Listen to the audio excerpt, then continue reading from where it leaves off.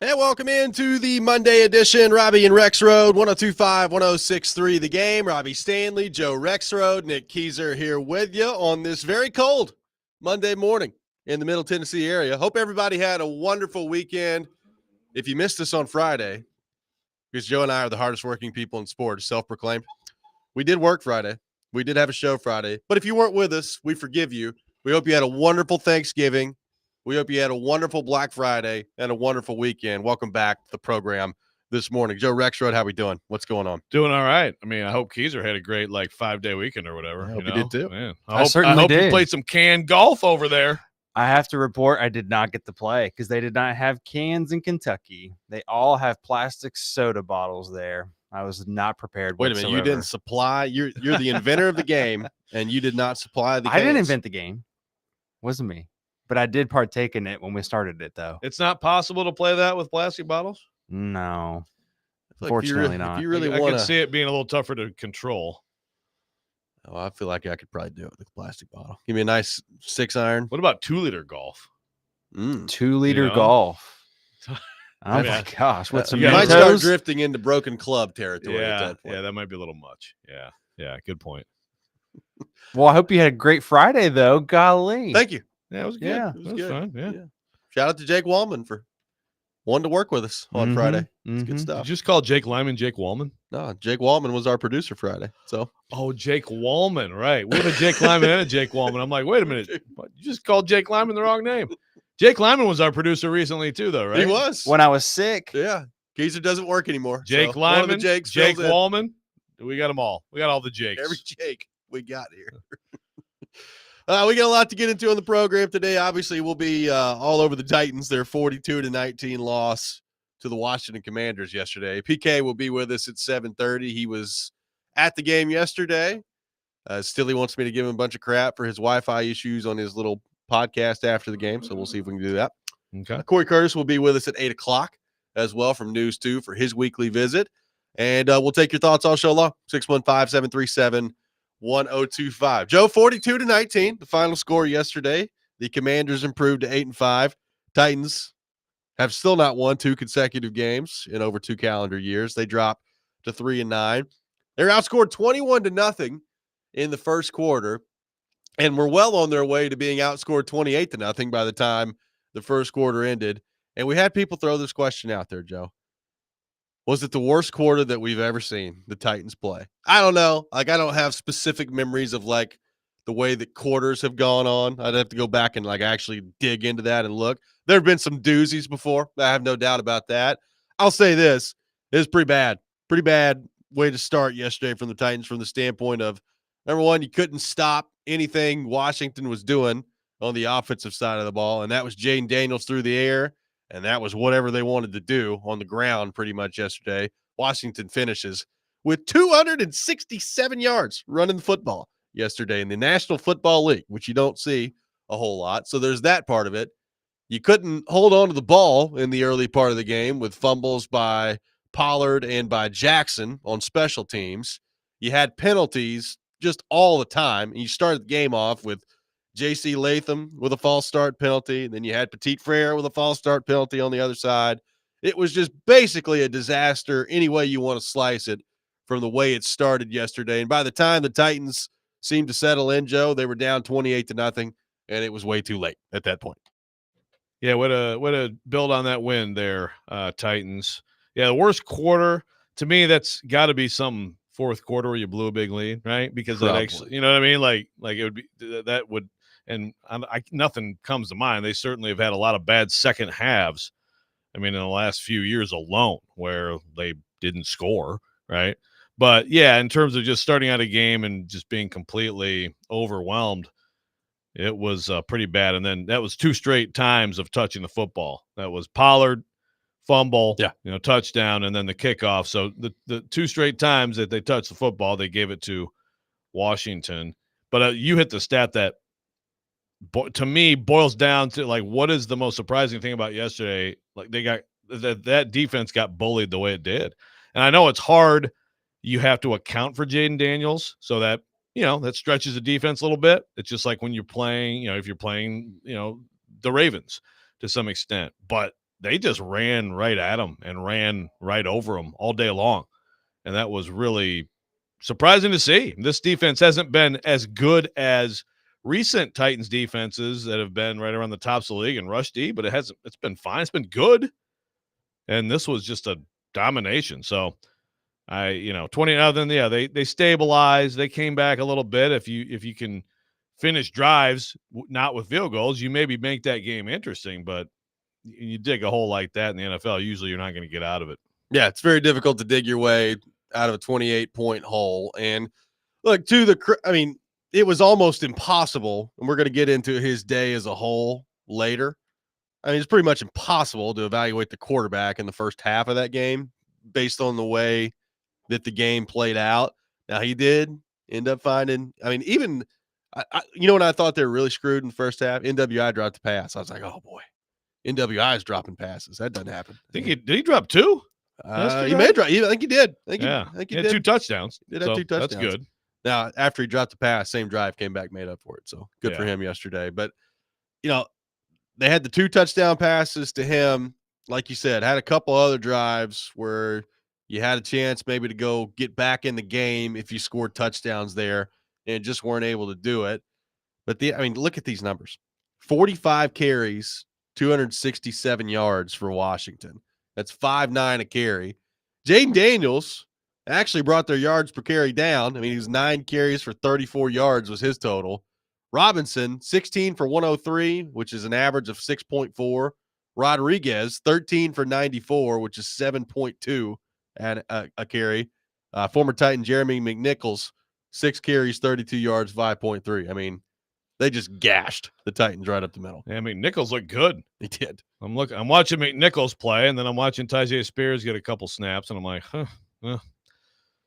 I never thought that guy was all that good, but he looks pretty good for the Washington Commanders. Add him to the list of former Titans who go somewhere else and play better. No, they were just completely just dominated. Washington's been good this year. Washington's one of the surprise teams. Huge win for them to get turned back around, and they're now in a good playoff position now. And Jaden Daniels is back in the race, I think, for Rookie of the Year.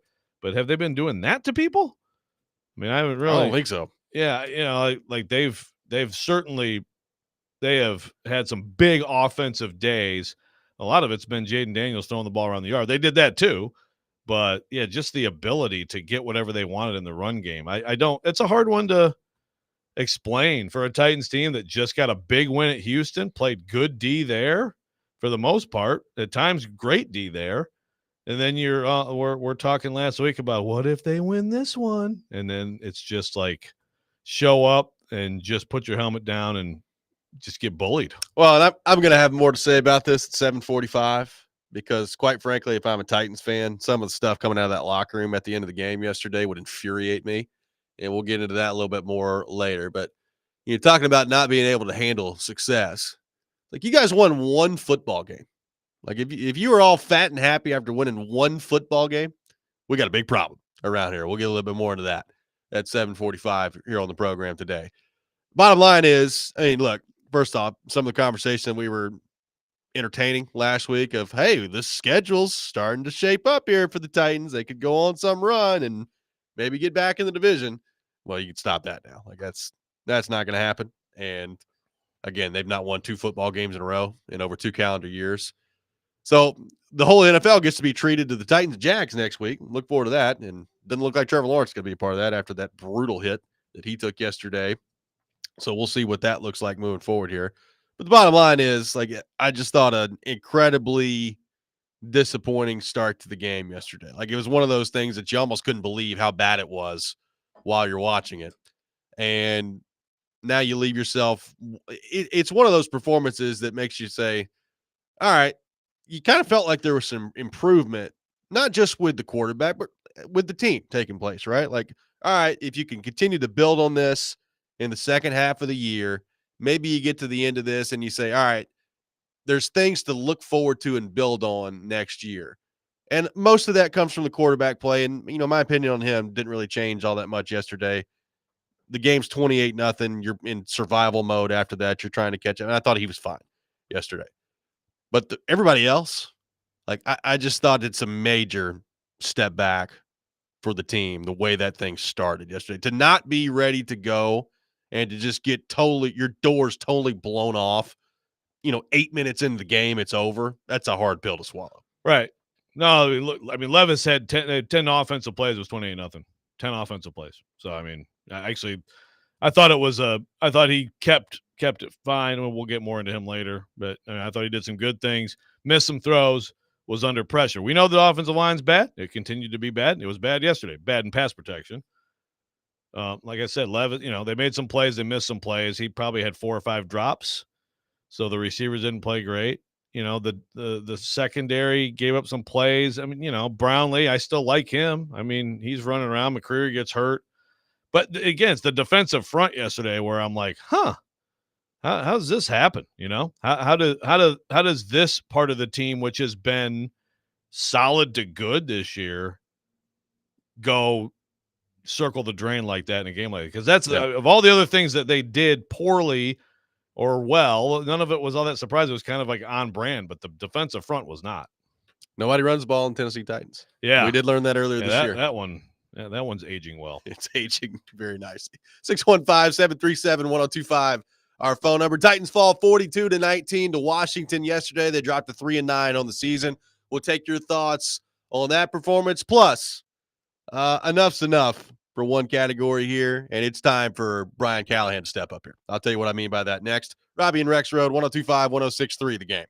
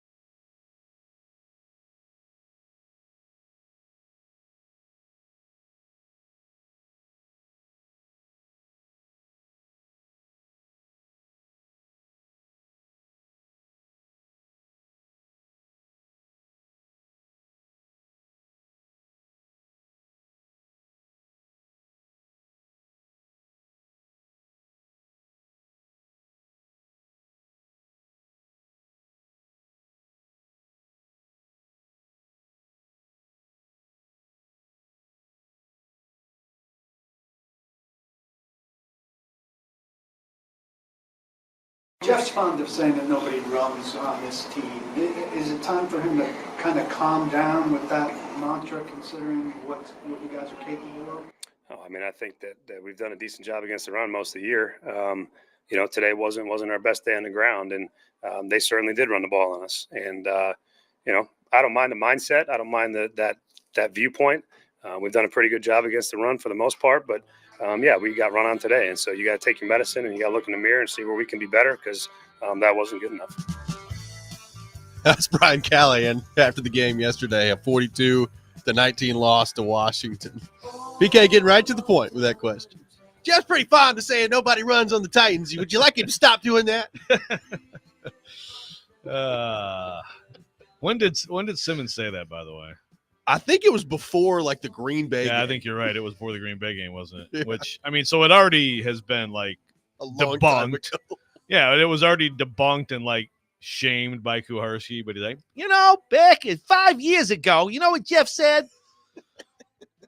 He can't wait to again, the good versus great thing with Vrabel that 1 year. Oh my God! Every time they lost, would you say this is going from good to great, Mike? Huh? Would you? Come up with something new. All due respect, Garski. Well, you look forward to having you on today. We do. What time is he calling in? 7:30. 7:30. He's probably not listening right now. We can rip him freely. I thoroughly enjoyed that question. It's by the tone of his response. I don't think Brian Callahan did. I don't think Brian Callahan was a big fan of that one. Callahan, what is it going to take for Callahan to go Vrabel on Kuharski, huh? We haven't really seen it yet, which is kind of surprising given the fact that they're 3-9. He will find his breaking point, though. It will happen. Kuharski will get there. It's a long journey. Now, this is a truly long fuse for Brian Callahan, but Kuharski will find it. All right, speaking of Brian Callahan, Joe, for me, we've reached the time. We've probably been at the time, but I think we've reached the time in all actuality here where there's got to be a standard that Brian Callahan shows on special teams. I was watching this. I'm watching the game with my wife yesterday, and Jaquan Jackson fumbles the ball on the kickoff return. They lose it. Washington picks it up. And immediately after he loses the fumble, the camera on the broadcast just floats right over to Colt Anderson. I'm like, God, this guy is getting more airtime than any special teams coach in the history of the National Football League. That's it. Whenever there's a mistake on special teams, and if you've watched the Titans, it happens frequently all year long. They just immediately in the last 5-6 weeks just pan the camera right over to Colt Anderson. You're seeing him every week on the broadcast. And when is enough? And here's kind of my viewpoint on it and where I'm at, and you can tell me kind of how you feel about this after. I hear everything that you've said earlier this year about if you make a move at special teams coach in the middle of the season, all you're really doing is limiting somebody or taking somebody's workload and just extending it if you get rid of somebody. And I hear that. I think that's certainly a valid argument. I do also think that there comes a point where if you're a head coach, you have to examine everything that's gone on. You have to examine your room, your coaching staff, and you have to uphold a standard. And this is such a disaster every week that I think we've reached the point now that the calendar has slipped to December, that you upholding a standard is more important than all that other stuff. To me, it's time for Colt Anderson to go. It's kind of a miracle that he's made it this far. And look, I understand the reason he has. It's his first year, and Brian Callahan doesn't want to make an in-season coaching change in his first year. I get it. It has been so bad. Even last week, we talked about them making improvements. They got the big win in Houston. They have an 85-yard kick return to begin the game last week. It's something every week. And to me, there comes a point where you upholding your standard and number one, proving that you have one becomes more important than all that other stuff that we've talked about. I think we've reached that point. He doesn't need to be the special teams coach next week. I don't know how much more of this we got to see at this point. It's every single week, which tells me you are not improving. I don't care what you say in the postgame. Well, the punt coverage has been better. Fantastic. Every single week, special teams is an unmitigated disaster for this group, and it's got to stop. All right, I'll play devil's advocate. So yesterday's issues was there anything beyond the fumble? Well, they had 3 penalties on special teams Three as well. penalties too. Okay. All right. I was gonna say if it was like a guy fumbles on special teams, like that's one of those that I kind of put over here. Like that is just a player error. Now, Wow, also, how many times he got to do it? Yeah. No. And how many times has he done it? I mean, at least one other time, right? He's fumbled the ball at least like 4 or 5 times. I think they've only lost a few of them. Just not lost them. Yeah. And they took him off the next time. And I just first of all, there's a pick right there that does not look good. Yeah, I mean, I hear what you're saying. I think that there's a standard.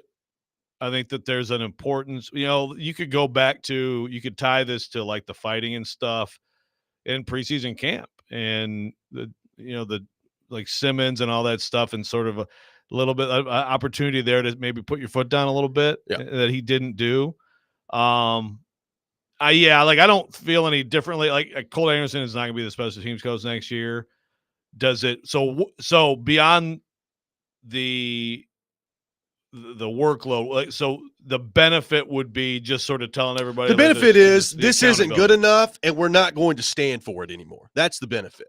To me, like the more this goes on, the more you're just saying, well, yeah, cool. We're fine with this. That's what when it gets to this point, to me, that's the signal that you're throwing out there. Yeah, we're cool with this. It's all good. Even if I agree with you. Like, there's no way he's going to be the special teams coordinator next year. There's no way. Like, it cannot happen. And if I may be Adam Strunk, that's probably a conversation that's already been had, would be my guess. Yeah. But I think go back to the Thanksgiving game.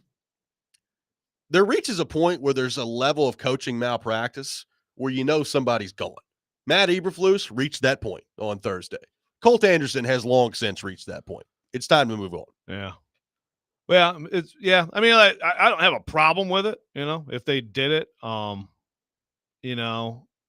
I guess it's like if you did that, obviously then there's the fan media, all of us out here, like there'd be some, I guess, like, okay, hey, good job. What would that do internally? Like, is that are people going to open their eyes internally and be like, oh, okay, this guy means business if he does it at this point? I don't know. I mean, I guess my question would be, like, what does it signal if you just let it go all year? Right. That's the other side of it. Yeah. It's a fair thing to bring up. Yeah. I'm generally opposed to, the in-season assistant firing, unless it's like egregious, but in performance has been egregious. If they had a, because again, the sad thing is this was relative to a lot of weeks, not one of their worst weeks in special teams. Well, it certainly wasn't the Detroit game. Yeah. Yes. So if they had another one like that, does it get to the point where it's like, okay, like you can't, like it's like Eberflus, it's like you just can't do it. I thought so. Yeah. Look, I'll be quite frank with you. I thought there was a pretty good chance after the Detroit game that he was going to be gone. Yeah. And then when he wasn't, I was like, okay, so they're just keeping him the rest of the year. But the problem is, like, there's something every go week. through a game and find a week where there's not a problem, like not some glaring issue on special teams. And the bottom, like, do you know how hard that is to do? You know how hard it is to not have like one game where special teams isn't like this just giant red flag. It's really hard to pull that off in the NFL. It really is. Yeah. No, there's been some stuff with this group special teams that have been like stuff I've never seen in the NFL before. Yeah.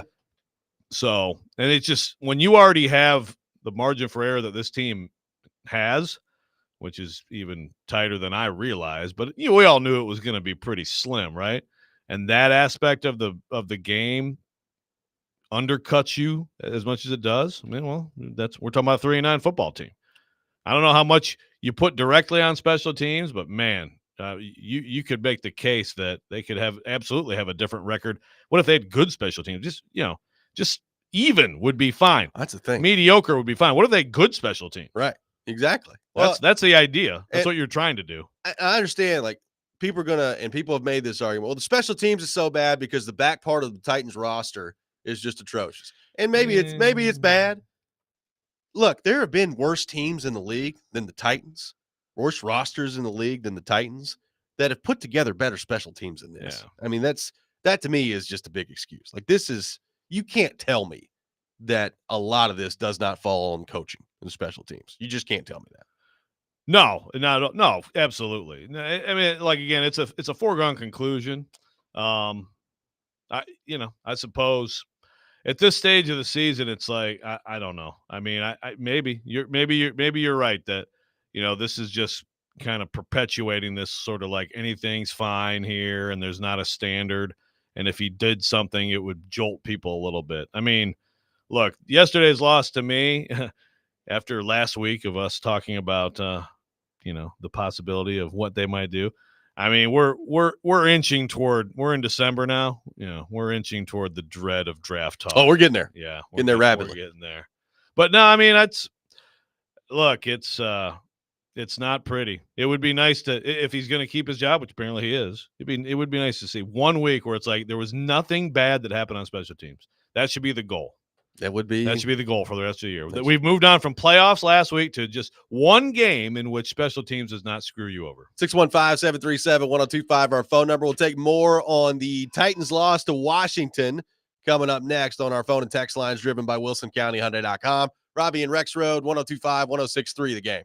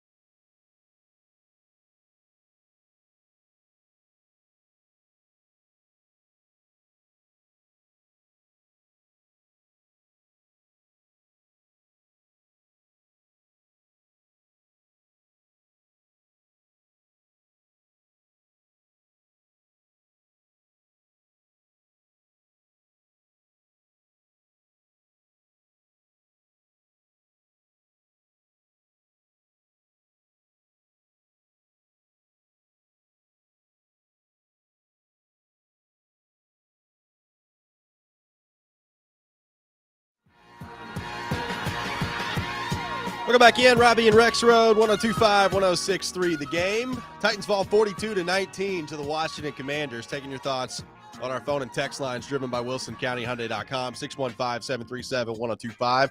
Paul Kuharski from PaulKuharski.com will be with us at 7:30 on the program, so looking forward to that. Let's head back to our 102.5 The Game phone line. Welcome in Jaden to the program. Jaden, good morning. Thanks for calling in. Morning, guys. How are we doing? Good, man. Good. So I was watching that game yesterday, and I was trying to find some things that the Titans actually did good, and I was able to find two things, and that was that Will Levis didn't look terrible, and Nick Folk made his kicks, and that's probably it. Joe, you touched on special teams. And Robby, you did as well. I don't think Colt Anderson deserves to be the special teams coach facing the Jaguars this next weekend. Yesterday was pretty much utterly awful for the Titans. I don't know what they plan on doing this offseason in the draft, but they got to do something, and they got to make a big difference because this year has just been a monstrosity of issues. But at least there's one thing going for the state of Tennessee for sports, and that's Tennessee heading to the playoff. I appreciate you guys. Yep. Thanks for the call, Jaden. Appreciate it. By the way, we will get into a little Tennessee and Vanderbilt later. A lot of people on the text line bringing it up. We will get into Tennessee and Vanderbilt a little bit later in the show. Look, do I expect Brian Callahan to go out there today and fire Colt Anderson? Probably not. I mean, if it hasn't happened by now, it's probably not going to happen by the end of the year. I would just like to see it. I'd like to see Brian Callahan say, you know what, enough's enough. I'm not putting up with this crap anymore. And is it his prerogative to do whatever he wants to do? Sure, but that's something that if you're a Titans fan out there, I think it's hard to get general consensus on anything. I think we're getting pretty close to that on the special teams coordinator moving forward here. Yeah, well, I think it's been there, and then it's sort of like you said, if he wasn't going to do it after that Detroit game, one of the worst special teams performances in NFL history, I think I'm not being hyperbolic in saying that, then it probably wasn't going to happen. It'll be a shock if it doesn't happen instantly. I mean, to me, it's like that's sort of been one we've known, like it has to happen. At the end of the year, what else will happen will be interesting. Yeah. Are there others on the staff who, get moved out? You have a season like this, and usually there's at least a few. Yep, no doubt. I got one text that says they're saving Colt to fall on the sword at the end of the season. His disaster has guaranteed a top 5 draft pick. This from an unnamed texter. Hey, there you go. Colt, keep doing it, buddy. You're doing great. Great, Colt. We need you to have even more responsibility. Colt, let's work on some fakes. Remember, you guys did this one, I think, up there with the Colt. Let's try that one. What do you say, buddy? By the way, when we're in a close game in the fourth quarter, I want you to call that fake. By the way, I think they're picking 7th right now. According to tankathon.com, they're at 7th. So still some work to do if the Titans want to get inside the top 5. It's tough, got a man. mighty matchup against what I assume is going to be Mac Jones and the Jags this weekend, too. Well, they had a chance, to win even without Trevor Lawrence. They were right there at the end. I mean, the Carolina Panthers absolutely should have beaten the Bucks. Chuba Hubbard fumbles in overtime, or they beaten Bryce Young, by the way, playing some ball right now. Just saying, but they lose. Who else? I think somebody else out there too had a chance to win. I mean, the Raiders had a chance to beat the Chiefs, but that happens every week. The Giants, they fall to 2-10. It's tough sledding in this trying to get a high pick. The Jets had a chance to beat the Seahawks yesterday. The Patriots had a chance to beat the Colts yesterday. They all lose. Unfortunately for you, they all lose, and the Saints are 4-8, so they're hanging around too. So, yeah, you're gonna have to really work hard to get up to the top there. There are a lot of teams out there who are circling around the top of the draft. No doubt about that. And the calendar now flips to December. You're 3-9, and it is at this point, Joe. You look at it. I think if you're a Titans fan, and you're like, all right, let's get through this last month here, and let's start to discuss the future and how you get out of this if you're the Titans. And, of course, the draft is a big part of that. But you got a month left of football now. And, number one, how does the quarterback continue to play throughout the next month, and how does that factor in to the discussion? Look, him yesterday, his completion percentage was awful. How many drops did he have yesterday? I think there was at least 4 balls that were dropped yesterday. So he ends up 18 of 37, which is not very good in terms of a completion percentage. 212, 2 touchdowns. I actually thought he was fine yesterday. Like, I didn't think he was great by any stretch of the imagination.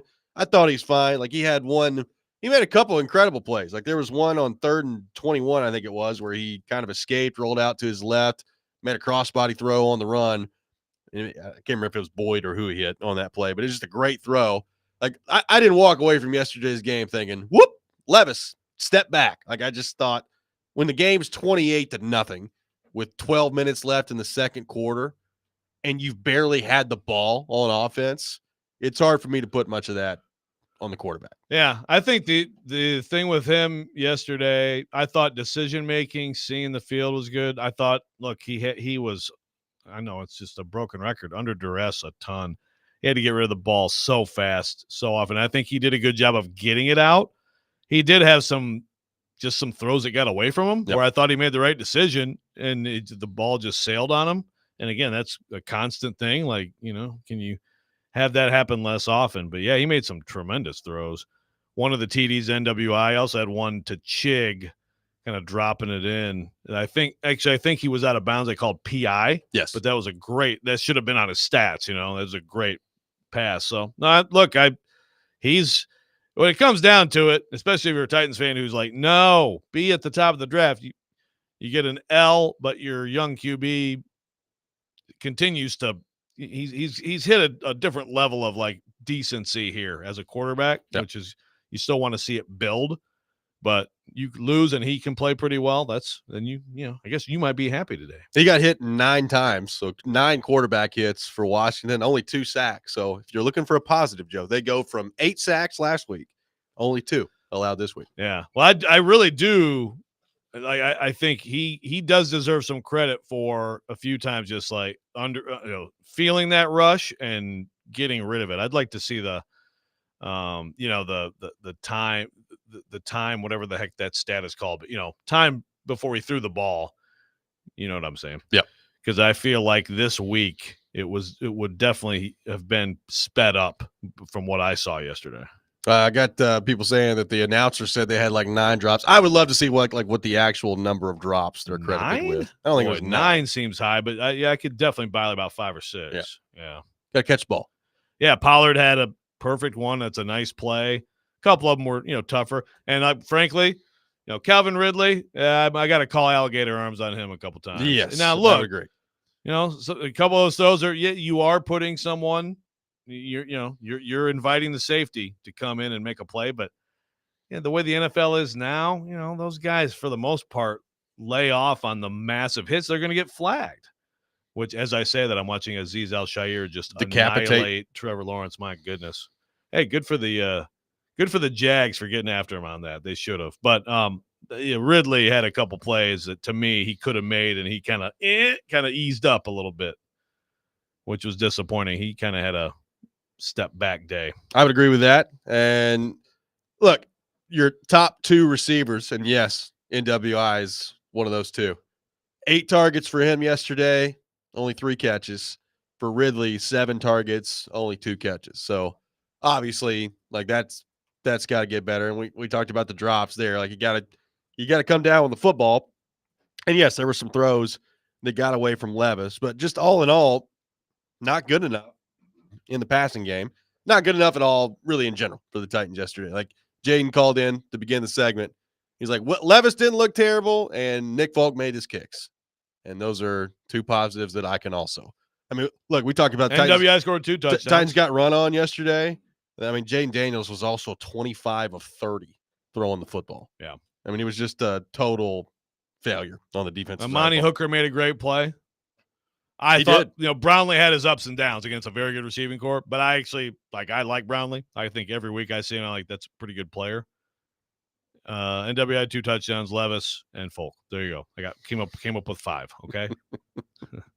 615-737-1025, our phone number. Titans fall 42-19 to the Washington Commanders. We got a lot more of your thoughts to get to on our text line, driven by WilsonCountyHyundai.com. We'll do that next. Robby and Rexrode, 102.5, 106.3 The Game.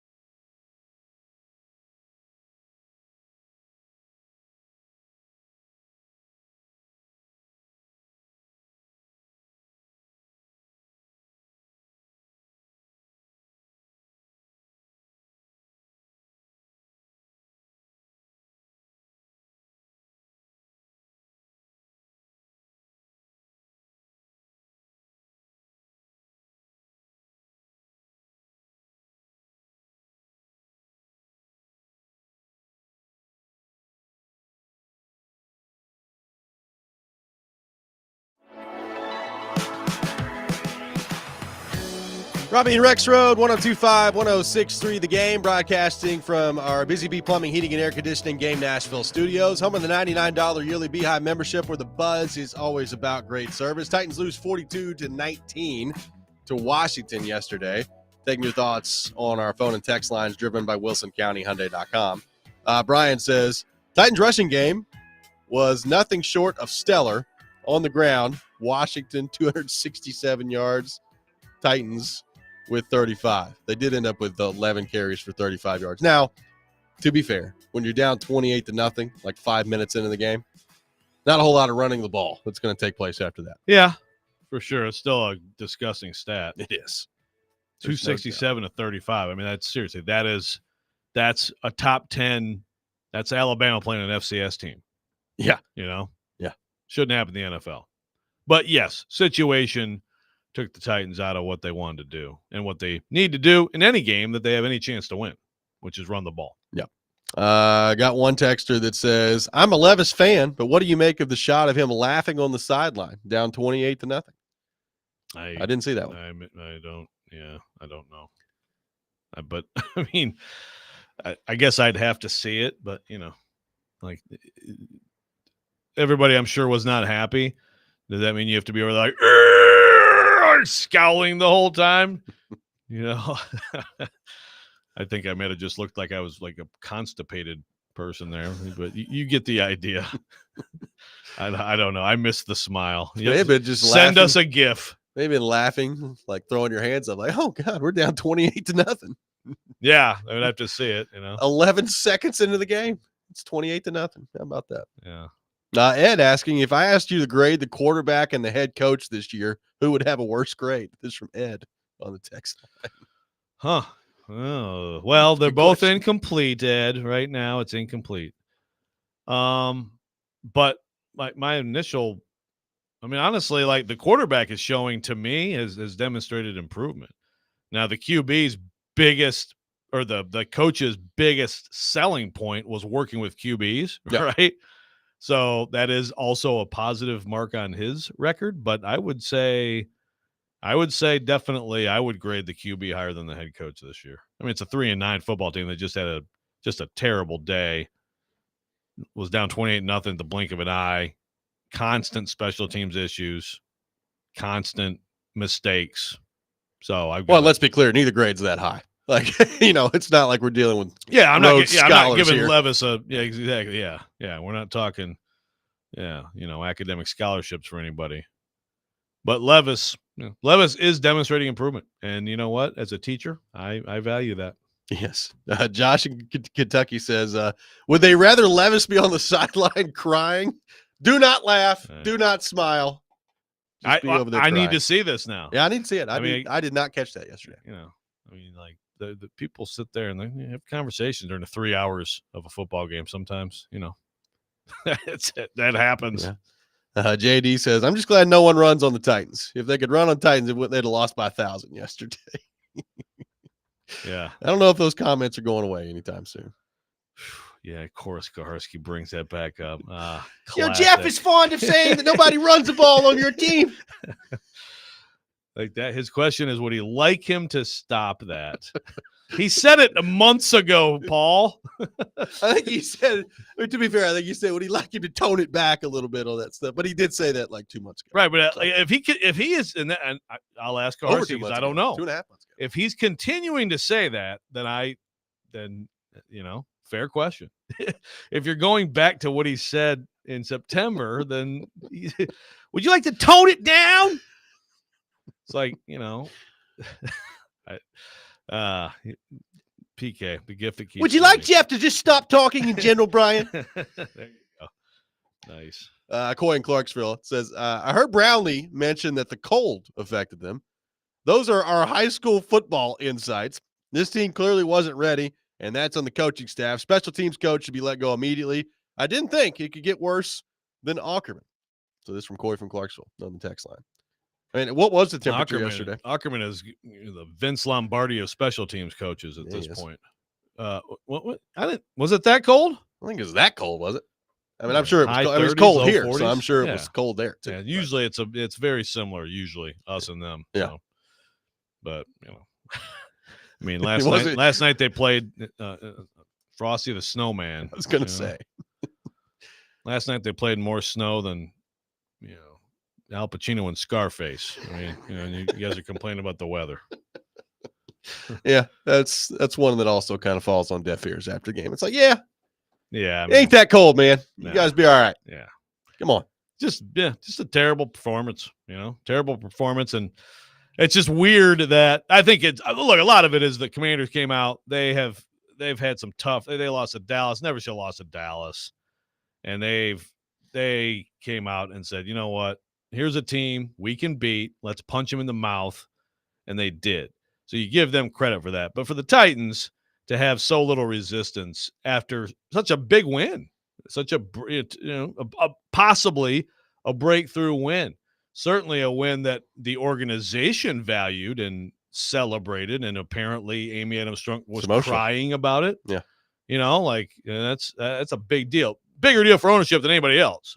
But still, that's a team that's going to win the division. It's a team that's going to be in the playoffs. Some people picked them to be a Super Bowl team this year, and then you beat them. Follow that up with just whatever this was. Total ineptitude. Yeah, total ineptitude. That's sometimes we've talked about this in sports before too. Like it's not always exclusively about the results. Sometimes it's about how you get there, right? Like had the Titans gone out there yesterday, played well, and lost to Washington, I mean, we're not in the moral victory business, but it's like, okay, well, Washington's 8-5. They're a playoff team. You're on the road. Okay, whatever. When you just get totally run over the way that they did, both on the scoreboard and also like almost literally. I mean, they gave up 267 yards on the ground. When it plays out that way, that's when I think it's tougher to take. Like if you've shown progress, you had this big win last week on the road against Houston, and for you to come out and for the game to be over basically before it got started. Yes, like it was just unbelievable.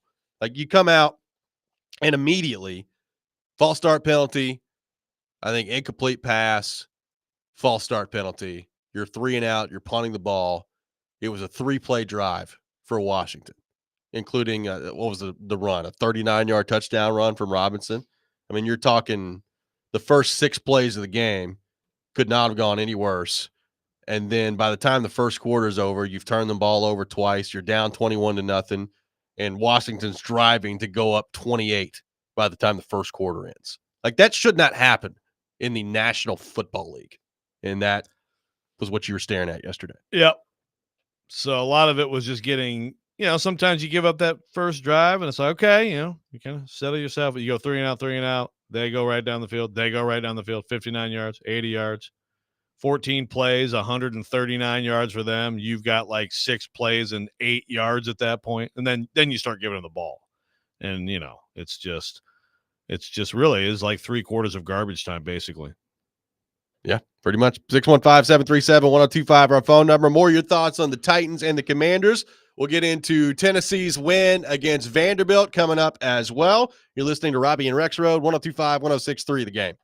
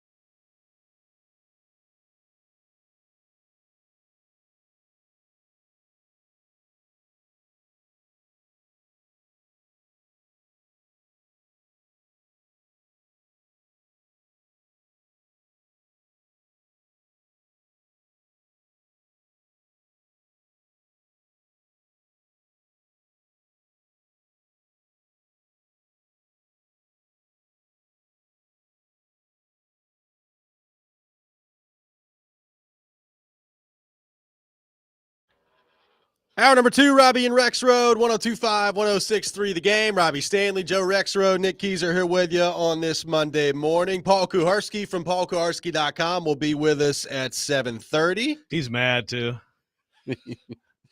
I blame you.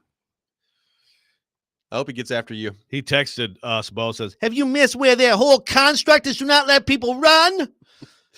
I'm not saying he's wrong. I just found the question to be very funny. Well, and Brian Callahan's response to it was also funny. He did say the whole basis of their D is Simmons and Sweat.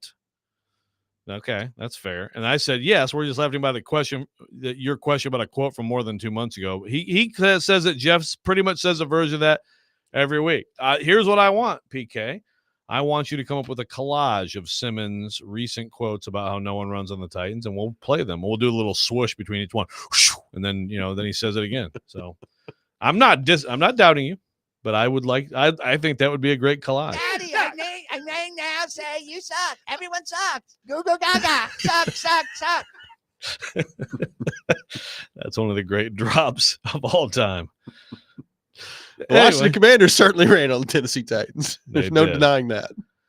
Yeah, if Jeff is still saying things like that, then yeah, I would definitely just tone it back. I would, yeah, maybe even just go no comment when someone asks about your rush defense now. Just no comment that. Maybe go the other way. Yeah. Teams run the ball extremely well against us. Exactly. Well, we probably can't stop the run. Yeah. They're probably going to run for 300. There's no hope for us against the run. Go that way and see what happens. Corey Curtis from News 2 will be with us at 7 o'clock as well. Taking more of your thoughts on our phone and text lines driven by WilsonCountyHyundai.com. Joe, let's get into Tennessee and Vanderbilt. So Tennessee takes down Vanderbilt 36-23 on Saturday, and for all intents and purposes has clinched a spot in the college football playoff. Now we'll see exactly what that looks like. Conference championship coming up next weekend in college football, and still some shuffling to take place, but we'll see what that actually means for Tennessee and where they're going and whether or not they're hosting. But a big win against Vanderbilt. It started off as an unmitigated disaster for Tennessee. You give up the opening touchdown of the game on the kickoff to Junior Sherrill, who brought it back 100 yards. And then on what I guess was it their second or third play, Dylan Sampson fumbles the ball. Vanderbilt recovers it. They march down the field, score a touchdown. And before you can blink in that game, it's 14-0 Vanderbilt. It ended up 17-3 Vanderbilt at 1.2, or excuse me, 17-7. 17-7 at 1 point Vanderbilt as well. And then from there on out, Tennessee basically dominated in the game, and they walk out of there with a 36-23 win. Nico threw 4 touchdowns in the game, had the one pick down the field that was rough, kind of an underthrow on a deep ball there, but a huge play to Thornton over the middle. He took it 86 yards. Brazel with some big catches in that game. They were without Brew McCoy. Thornton got hurt at one point in the game, and Squirrel White went down at the end of the game. So some banged up receivers for Tennessee. And it just kind of felt like Diego Pavia and that Vanderbilt offense ran out of gas and had no answers for Tennessee's front in that game. What did you make of Tennessee and Vanderbilt on Saturday? Yeah, really impressed with Tennessee because the way that game started, oh, man. I mean, it all was rushed into my brain, I know. Recent failures by Josh Heupel teams on the road, as we talked about last week. What it's going to mean for him to lose this game and how bad it's going to be. You know, it's hard now. If you're a Vols fan, if you're being honest with yourself, now you got to be thrilled. I mean, this team showed a lot of grit and guts and won that game, and they're in great position now. They might host a playoff game. But again, go. That's why this game, the stakes were so massive here. You have that, and to me, it's just another validation of Heupel. And it's a validation of this team and how they've persevered and their mental toughness. But if you lose that game and it goes the other way, then yeah, right now this week it's not like Heupel on the actual hot seat or anything like that. But with the fans, absolutely, it's Heupel on the hot seat. So I just think it was really impressive what they did, bouncing back from that. And look, they have personnel advantages over Vanderbilt. I thought Vanderbilt's defense would do a better job against Tennessee, but when it came down to it, Nico, he had the one pick after the great pick in the end zone by Jamar McCoy. Great play by him. Then you immediately give it right back to him. And then for the rest of the day, he was really good. You know, he was running around when he needed to. He saw the field. He ripped some big-time passes. And then Dante Thornton, I think, showed us again. It's like, man, can they get him healthy and can they get him playing more and being a bigger part of this offense? Because he is that guy. He's the guy with the speed to take the top off defense. He always has been. It's just that he hasn't, you know, for whatever reason, different reasons, he hasn't played as much.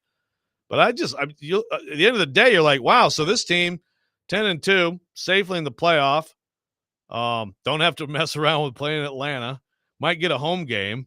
After all the, you know, struggles with the offense and everything like that, look at where they are. It's a pretty freaking good spot. You got to feel great as a Vols fan. No doubt. I mean, you're in the college football playoff. You went 10-2, and you're going to make the playoff. If you told a Tennessee fan that before the season, I think everybody would have signed up for it. And here they are. And I think that last part you hit on is, I think, probably the most encouraging thing taken away from Saturday. That was the best their offense has looked in a while. I mean, we all know they can run the ball. They ran the ball well with Dylan Sampson all year, and he's a great player.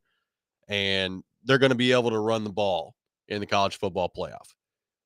But the way that Nico Iamaleava looked throwing the football and the passing game in general, I thought it took a big step on Saturday. And, you know, nobody's going to confuse this offense for 2022 Hendon Hooker heading into this, but you don't really have to be that with the defense that you have. You have to be a threat on the offensive side. And they looked like a threatening offense on Saturday. And I get it. They're going to play better defenses than Vanderbilt when the college football playoff comes around here.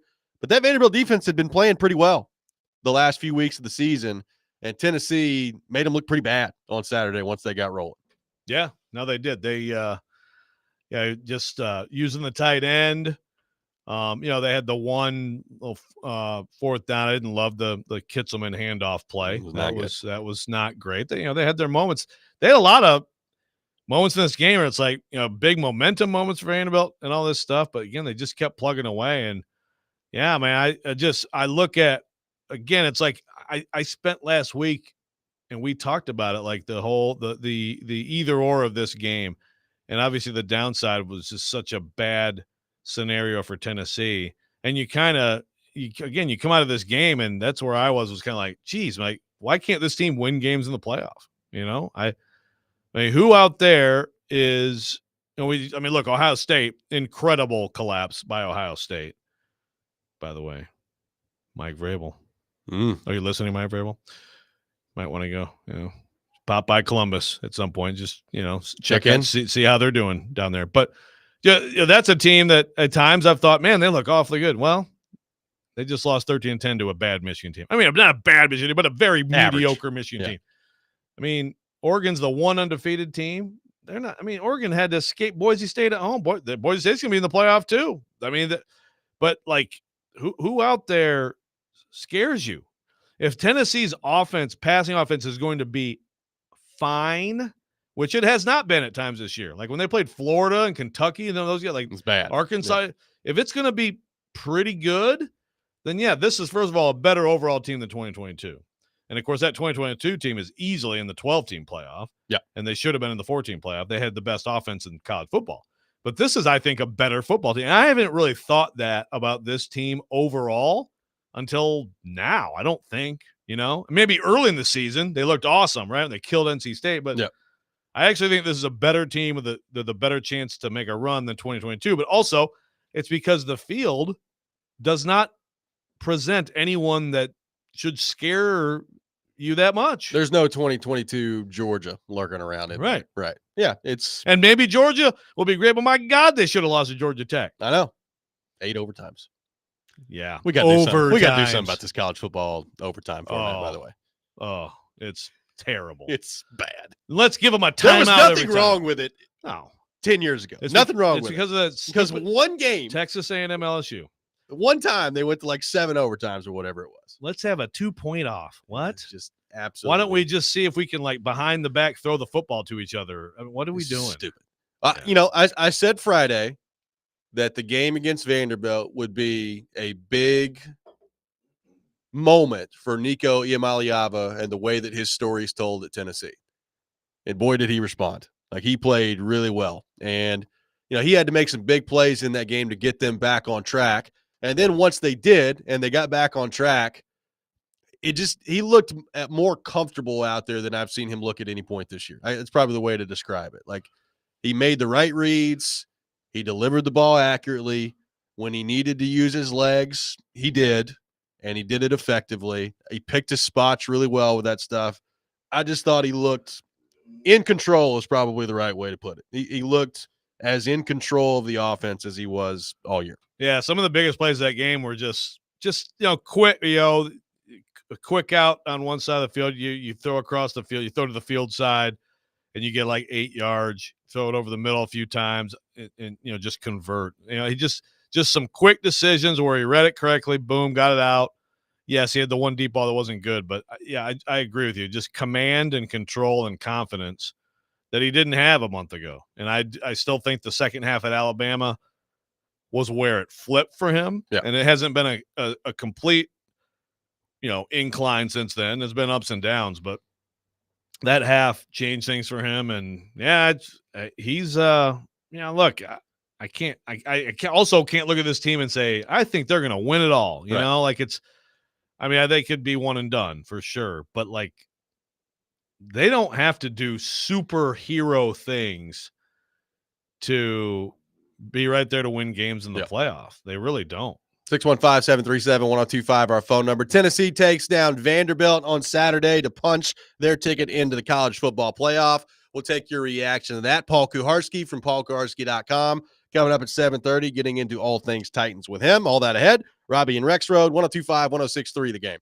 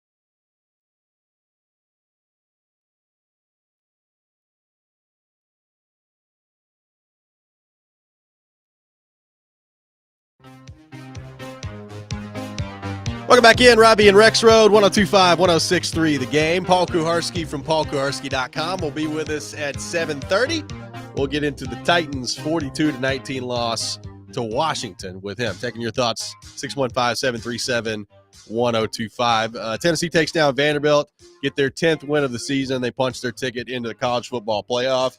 Vanderbilt finishes 6-6. They'll be going bowling. Be interested to see where they end up as well. Kevin in Nashville says, Tyler on the text line says, Nico had zero pressure on him all day long. And you were talking about this over the break. A lot of rushing 3 from Vanderbilt to try to get after Nico there and drop an 8.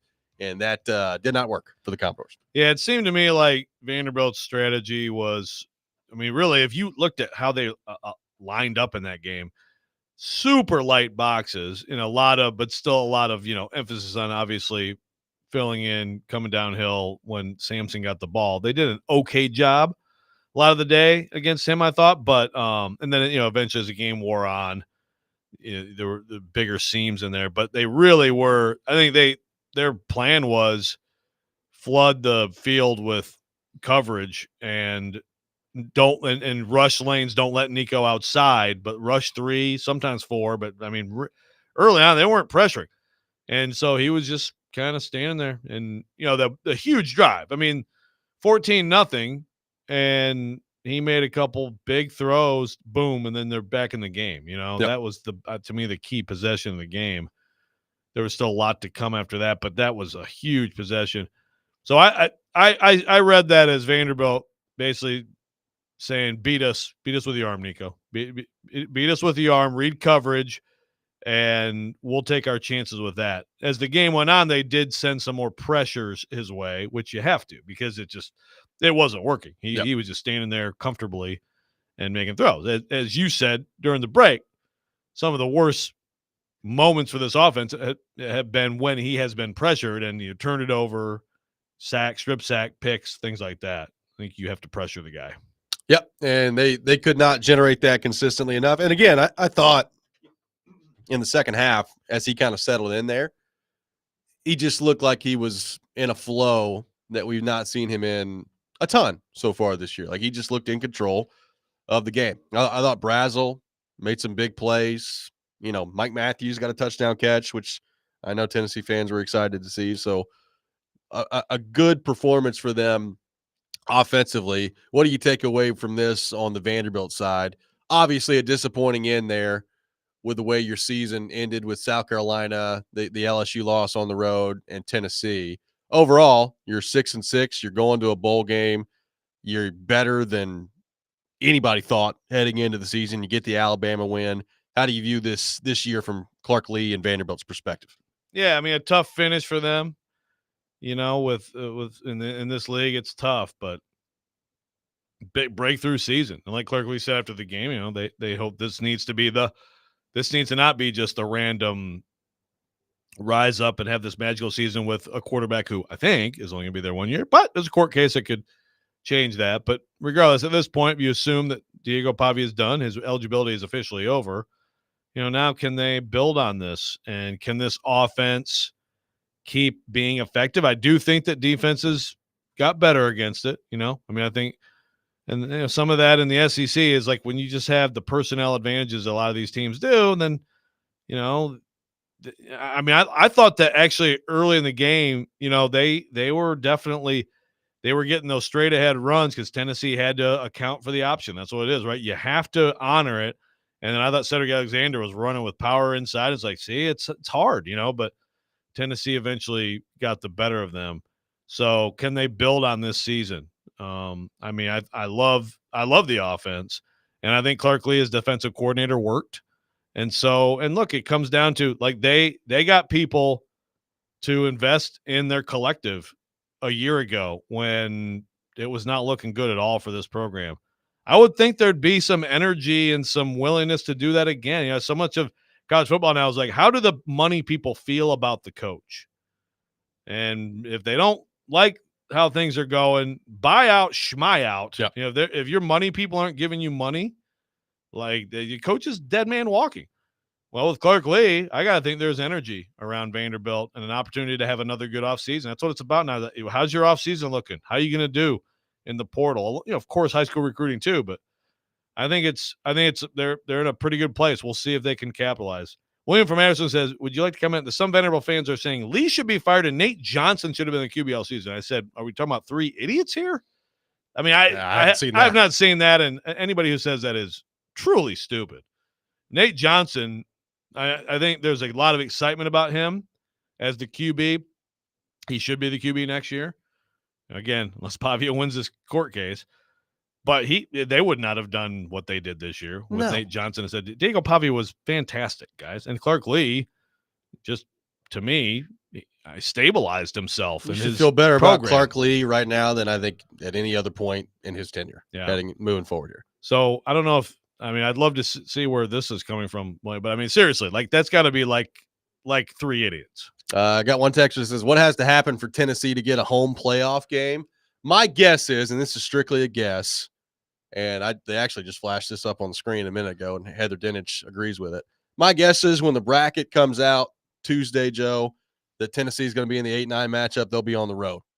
And can that change? Yes, as they move forward. Right now, I think it's Ohio State 8, Tennessee 9 is my prediction for Tuesday in terms of the bracket and how that plays out, which I know some people will be upset about. I think the justification will be, yes, Ohio State had a bad loss. They also have a win against Penn State and a win against Indiana, both of whom are college football playoff teams, and that will give them the home game over Tennessee. Yeah, I mean it's a really interesting debate. I'd be excited for that game either way. I would really love to see that game happen in Neyland Stadium. I would too. Now, I still think that Ohio State, as bad as they looked the other day, I'd give them a little bit of an edge over Tennessee. I'd like to see that game be here. So our Austin Mock right now, so he's got Tennessee 9-2, but he has Georgia 8, and Ohio State is actually 7. Boy, that'd be brutal. His bracket has Indiana going to Ohio State in a rematch, Tennessee going to Georgia in a rematch. Not just rematches, but rematches in the same places. I don't think that's going to happen. I don't think it's going to happen either. But Tennessee absolutely has a chance right now to get and there are other possibilities. Like if Penn State gets rolled by Oregon, could Tennessee move past Penn State? I don't buy this thing at all about teams aren't getting penalized who are in conference championships. That's never been the case. It's another game of information. Well, I think it also depends on how that game goes, right? Like if Penn State gets waxed by Oregon, that factors in. It's one thing to get beat by 2. It's another thing to get beat by 21 in that matchup. Yeah, exactly. 615-737-1025. Our phone number. Paul Kuharsky from paulkuharsky.com will join us coming up next. You're listening to Robby and Rexrode, 102.5, 106.3 The Game.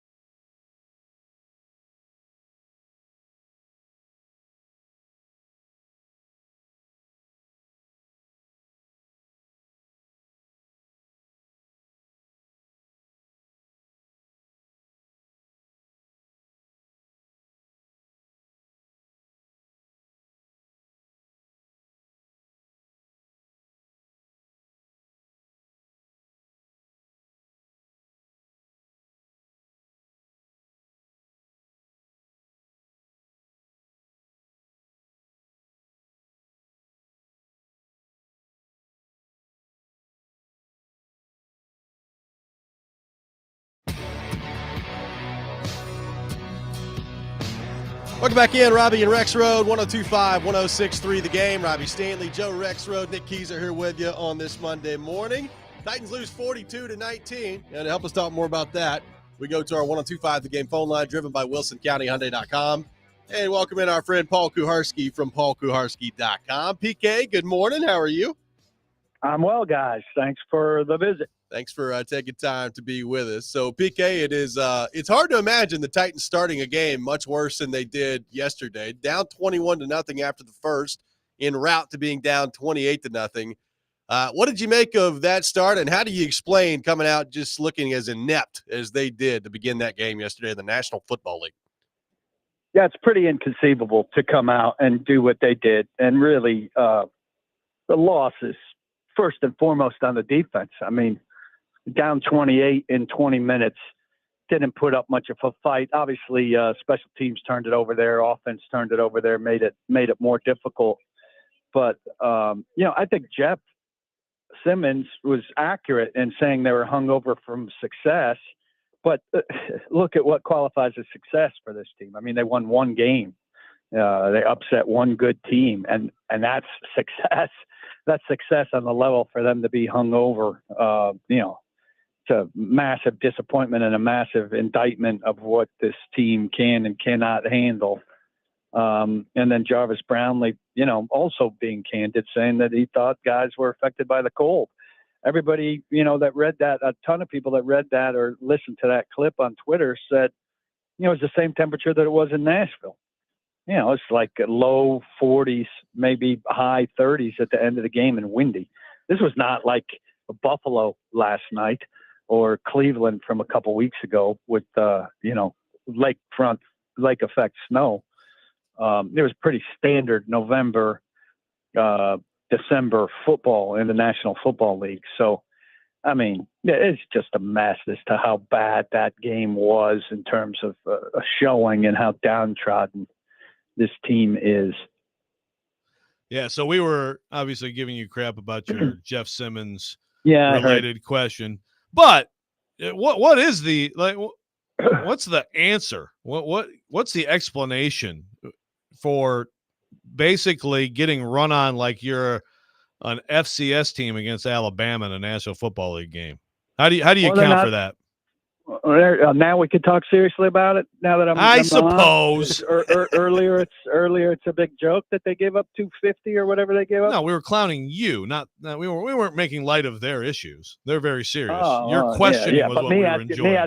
Me asking questions about it is a joke, but now it's a serious issue. I get it. Now, but now, there you go. They Jeff says gap scheme. And we didn't do the right things to cover that. I mean, not just to get run on for a team that talks a lot about not being able to be run on, but Brian Robinson looked phenomenal. I mean, I think he's a good back, but I don't think he's a phenomenal back. And some of those runs certainly start up the middle where the Titans feel like their defensive core strength is with Simmons and Sweat.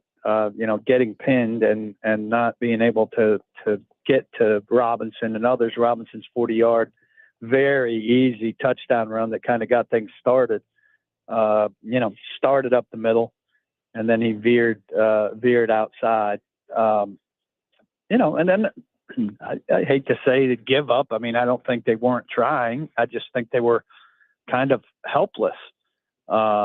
And you could say all you want about Brian Callahan, and he didn't do a good job, but Denard Walker had a sleepy defense out there that was overmatched, outwit, outplayed, all that stuff by Cliff Kingsbury yesterday. I think we can put the Denard Wilson's going to be a head coach, this offseason stuff to rest. Especially if people can't get his name right. That's going to be a problem for him. Yeah, Denard Wilson as opposed to Denard Walker. He's making it easy to forget. Which there you go. Well played. Well played. Based on how the defense is playing. Just for them to follow up what they did, I think, Levis said, we're not going to let this knock us down. We've done too much, climbing up the mountain, to paraphrase. I think that's completely wrong. I think this I mean, first off, it wasn't a big victory to lose by 10 to Minnesota and to lose by 10 to the Chargers. We kind of cast it that way because there was some progress in those games that led to the upset of Houston. But losing this one in this fashion makes you wonder if those games meant much to me. And they're back at the bottom of the hill and they have to climb again. Yeah, I think it's totally fair. So, PK, it feels like this is a weekly tradition asking about special teams. But yesterday, Jaquan Jackson fumbles the ball on the kickoff. They've got, I think it was 3 penalties on special teams is what they ended up with. In quick succession. Yeah, in very quick succession. And look, I said earlier, and I don't expect this to happen at this point. But like we've reached, like Brian Callahan needs to have a standard in this point to me and move on from Colt Anderson. Again, I don't expect it to happen now on December the 2nd, if it's not happened already this year. But it is quite the run that this special teams unit is on. And it reared its ugly head again yesterday with Jackson fumbling the ball. And I wonder, I don't know, they put him back out there. What do you think happens with special teams? Do you think anything happens to special teams, given what we've seen from this point this season? I mean, I don't see how Mason Kinsey isn't returning punts next week or some alternative. You know, he said the only alternative on punt return was Tyler Boyd, and that Boyd, you know, is just going to catch him. Well, you know, so you can get 13 yards and a fumble, or you can get a catch.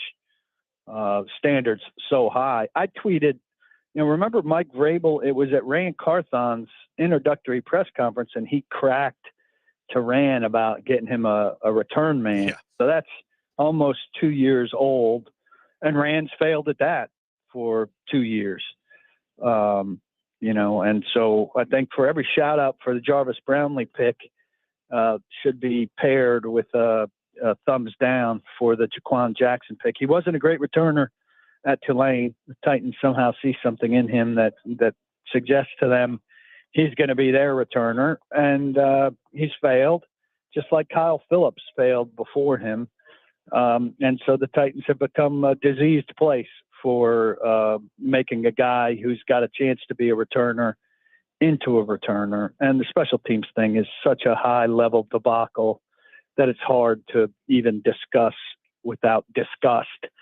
And, you know, if Colt Anderson, you know, I don't imagine he'll be fired the Monday after the final game because they'll have to have their meetings and everything. But if somehow he is on this staff after it's a huge indictment of Brian Callahan, he's got to be gone. And I don't understand how Amy Adams Strunk didn't get herself involved in this or how they talked her out of it. I mean, I understand how there aren't immediate consequences for certain things, but this one is bad.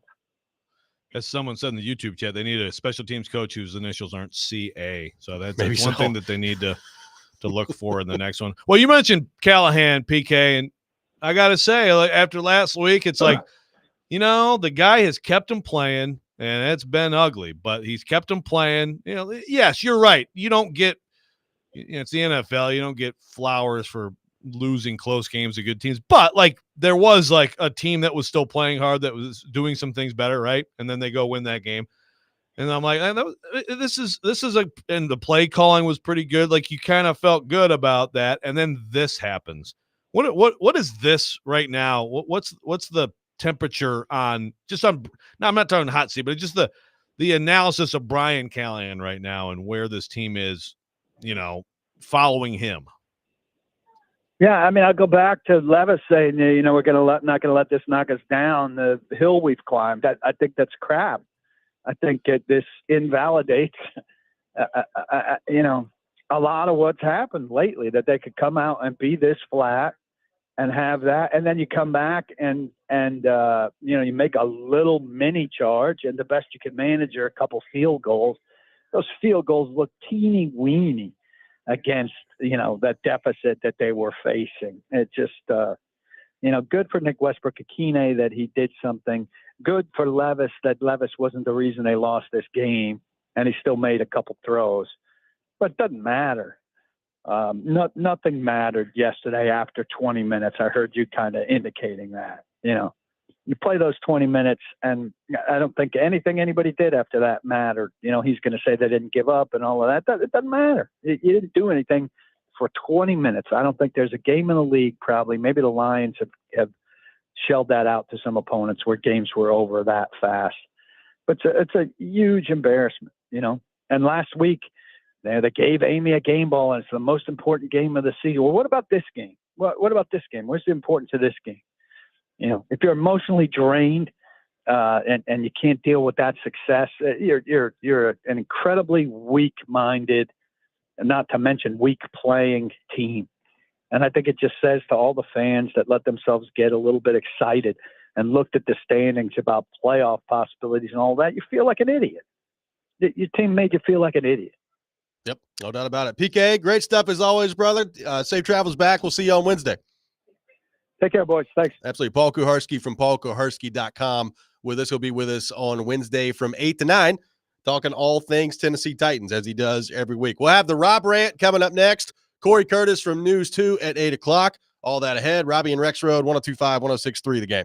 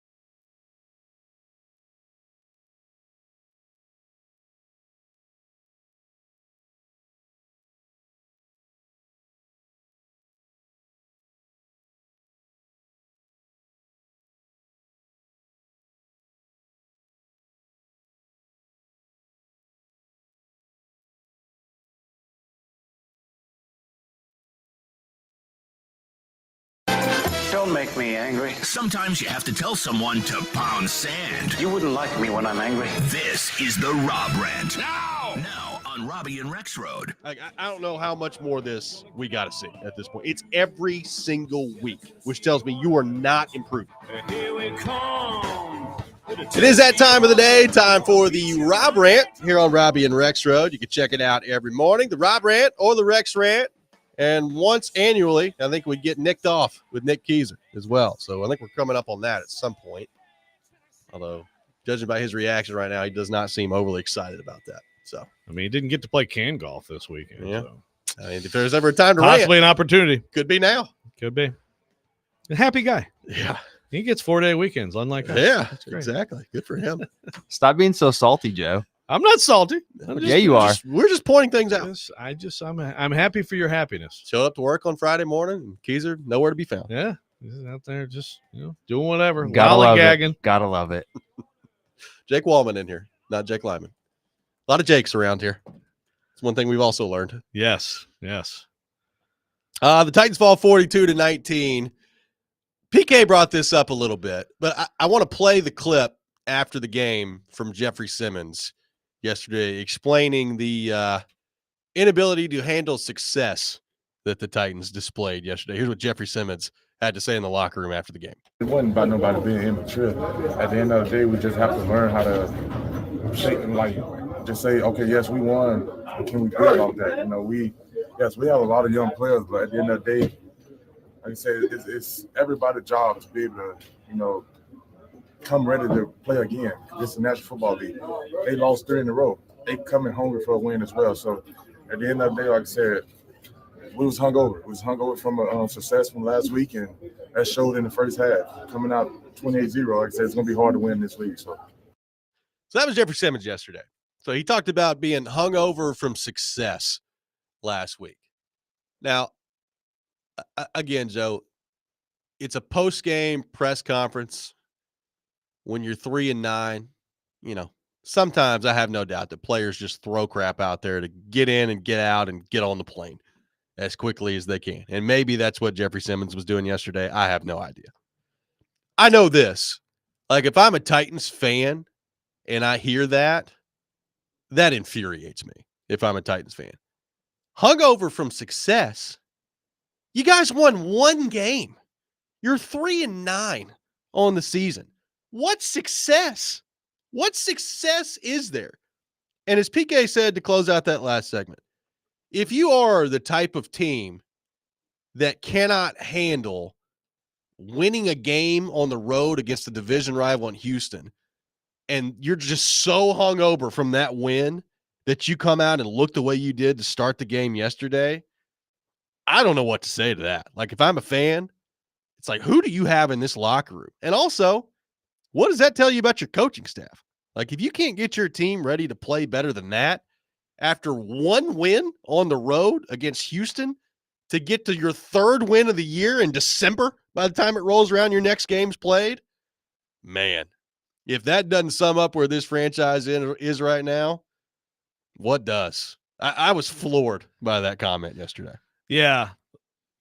I mean, hungover. It's like hungover from success. So it's like you've been in the desert for weeks, just needing like a drop of water, and you come across one beer, and so that one beer has made you hungover. That was a terrible analogy, but you know what I'm saying? Yeah. I mean, they had one good game. I think it may be what you said, which is just get me out of here. But then if you're going to do the get me out of here stuff, then just say cliches. Yeah. I mean, I say that as someone who hates that stuff and the cliches and everything, but it's better than trying to come up with answers like that. And it's like, wait, what? Yeah. This team was hung over from success. I mean, they had a good game. That you should build by on the that. way, you should have some confidence from that. Also, as we pointed out last week, you won. So at the end of the day, that's the only thing that matters in the NFL. It's a results-based business, and I get that. You won. You threw a pick six in the game. You gave up 8 sacks, and you allowed an 85-yard kickoff return. It wasn't like it was just, the Mona Lisa of football performances that you put out there either. That's the other thing. It's like, yeah, you won, There was still a lot of bad in that game that you were able to overcome and win, and credit to you for doing that. But it's not like this was some flawless performance that they had in Houston either. Right. That's the other part of this. It wasn't. One thing it was though, like overall, I think the defense in that game was good. Played well. Right? On the road. One of the top young quarterbacks in the league, all that stuff. So I guess, I mean, just look at the defense. There's got to be some explanation for this. But if that's what it is, then what? That's not good. I mean, that's, and, you know, look, this is where I do feel like, you know, there's someone texting here about Titans, you know, again, as we talked about all year, all these players who are going other places. I mean, Jeremy McNichols looks good yesterday against the Titans of all things. I forgot he was in the league. As I mute myself. But but I think this does bring up again, like they do have a void a little bit in terms of leadership, vocal leadership, people speaking to things. I mean, Byard used to be who you'd go to. You know, Derrick Henry became that. Tannehill was that. He was an established good quarterback. Levis isn't there yet. You know, I mean, obviously we don't even know if Levis can be here next year. And Simmons it's just not his role. It's not his bag. You know, he can't do what Byard did, which is basically just lay it all out for you and put it in perspective and probably talk to the team that way too and do a good job of framing it for them. Yeah. I don't know who does that for this team.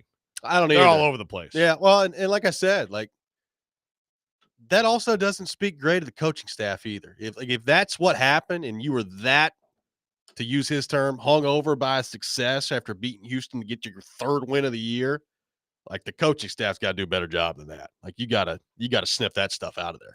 Yeah. No, that's an interesting, that's where it's like, you know, I would imagine today that's an easy, you know, obviously we don't know, the coach talks first, then players after a game. So this is, if you want to get a reaction from the coach to something like this, today is the day to do it.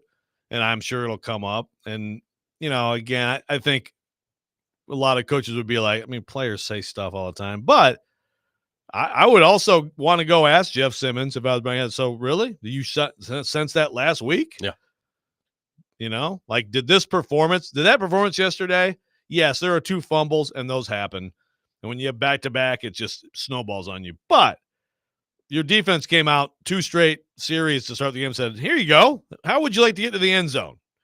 So is that something they saw during the week? Did they sense that it was an issue, that they were somehow giddy about their third win of the year? That's what I'd like to know. The first 14 plays of the game for Washington, they had 14 plays for 139 yards. They're averaging 10 yards a play. Yeah, to start just the game did off. Absolutely whatever they wanted to do. Exactly. So before, then it gets ugly with the fumbles and they keep scoring whatever they want. But still, like you came out in that game and decided not to play defense right away. Right. 615-737-1025, our phone number. Corey Curtis from News 2 will be with us coming up next. We'll get his thoughts on the 42-19 debacle for the Titans yesterday against Washington. This is Robby and Rexrode, 102.5, 106.3 The Game.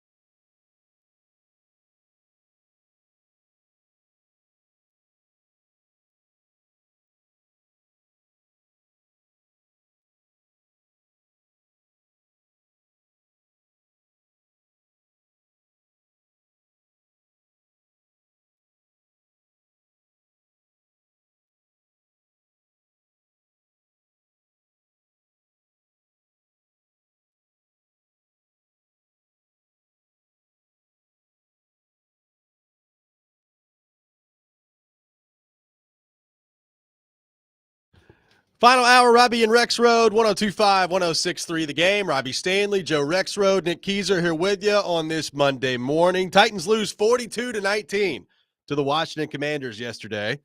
And to help us talk more about that, we go to our 102.5 The Game phone line, driven by WilsonCountyHyundai.com. And welcome in our friend Corey Curtis from News 2. Corey, good morning. How are you? Oh, I'm just peachy. How are you guys today? We're good. Very good. Good. Thank you for being with us. Corey, it's hard to imagine the Titans starting the game much worse than they did yesterday. Down 21-0 after the first, eventually down 28-0. How do you explain coming out and looking like that to begin a game in the National Football League? We don't see that one happen very often. Yeah, I was having some PTSD to that 59-0 loss in New England, and thankfully that did not transpire. They were able to actually play some football before it was over. But I think I posted, because I'm not allowed to say tweet anymore, that look up worst start possible in the dictionary, and that was there. I mean, you know, the run defense to no show after holding Mixon to 22 yards on 14 carries, and then just, you know, turning the ball over. You know, at least Pollard had it stripped out. I mean, Jaquan Jackson just didn't he run into his own teammate and lose it? Yeah. And, you know, going into that game, I remember driving into work yesterday, I was thinking, gosh, you know, they're going to be after Jackson. I mean, they are going to be after him to get the ball out. And it turns out they didn't have to go after Jackson to get the ball out. It just came out. Yeah, I mean, it's baffling. You know, I know there were some people, you know, I think Jeffrey Simmons thought they were hungover.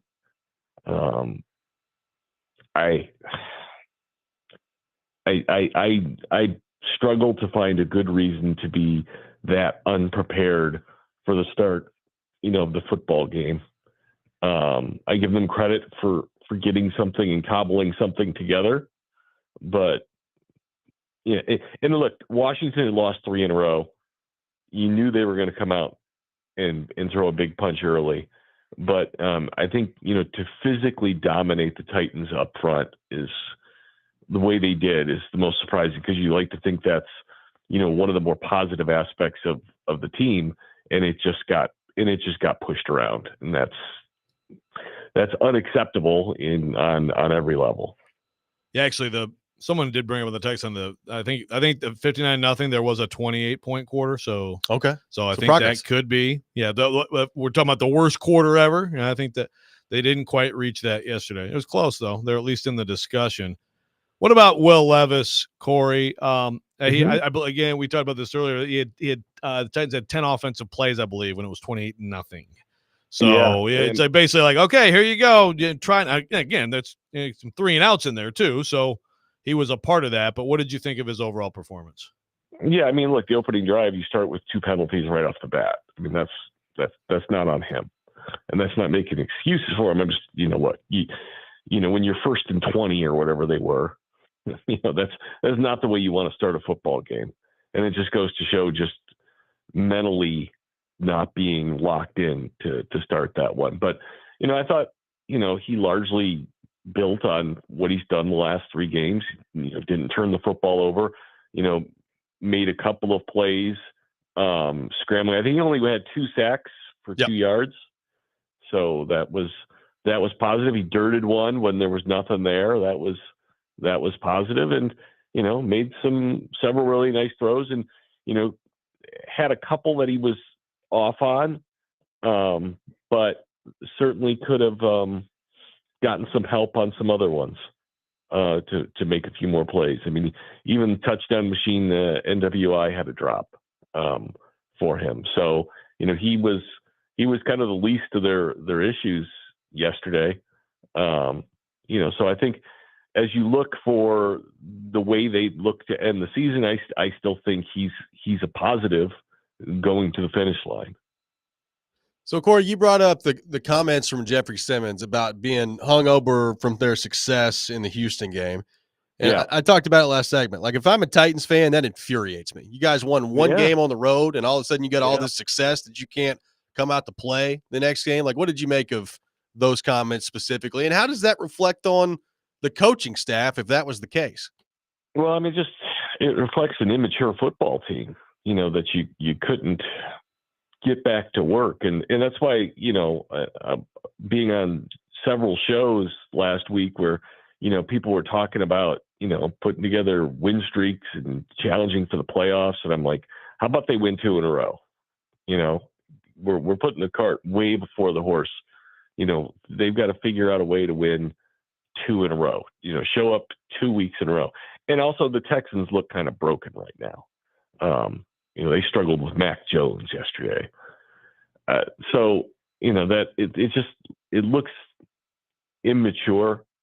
That one win, yes, it's great to win a game. We talked about how great it was to win a game, but it's greater winning 2 games.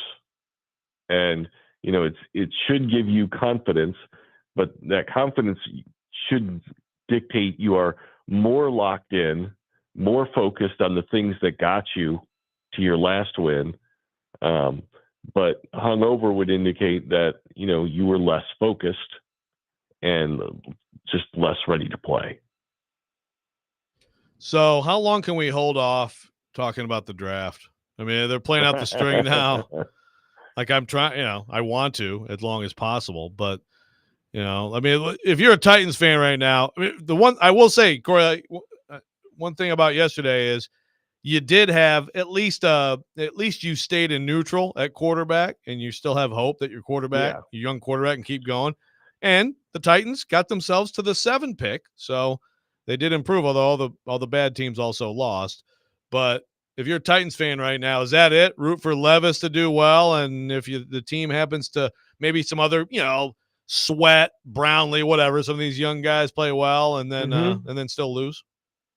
Well, look, I'm never gonna be the one who advocates losing. I think you gain way more from winning than you do from losing, and it's people's jobs to find good players, no matter where you're picking. So, there are plenty of good teams. I don't think the Bills have picked in the top 5 in a while, and they're pretty good. So it's just up to your people to find the players where they are. But yeah, I think, look, we could talk about the draft without talking about tanking. They are where they are. Oh yeah, they're not going to tank. Yeah.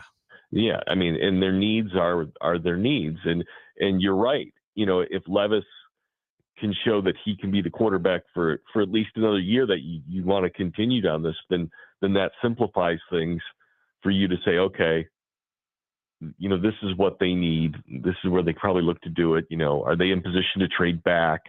That could be something else. But I think we can safely look and say, if we leave the quarterback out of it, some people are still going to want to put the quarterback in, and that's fine. I understand that. But leaving the quarterback out of it, we can start to look at the draft and say, they need help on the edge. They obviously need a right tackle. They probably could use a new young wide receiver. Not that NWI that hasn't earned a 7-year, $150 million deal at this point. Exactly. But yeah, but you can start to look. I think some of those needs are kind of obvious. And, the question, I know a lot of people advocate taking an offensive lineman in round 1, and I get it, but at some point you got to pay these guys, and they ran into that problem with Conklin taking a guy in round 1 and then not being able to pay him because he plays right tackle. You're going to have to pay Latham and Skoronski, hopefully that works out where you pay both those guys. And I don't know if you want to be in a position to have to pay a third, and you don't want to be in the position where if he's a good player to have to say goodbye to him after 4 years. So, to me, you look like you're in position to take like an edge in round 1 and a tackle in round 2, but that rarely ever plays out that way. Corey, the Titans are 3-9. The Predators are in 30th place in the National Hockey League right now. Just a beautiful time to be a pro sports fan. How many teams are there in the NHL? 32. Okay. Not very good. Beautiful time to be a sports fan in this city. It's a good lesson though, because they both had big off seasons in the free agent market. It's very difficult to buy wins. It is. You know, you definitely, you know, it shows in the National Football League because, you know, the Dodgers have bought a few wins in baseball.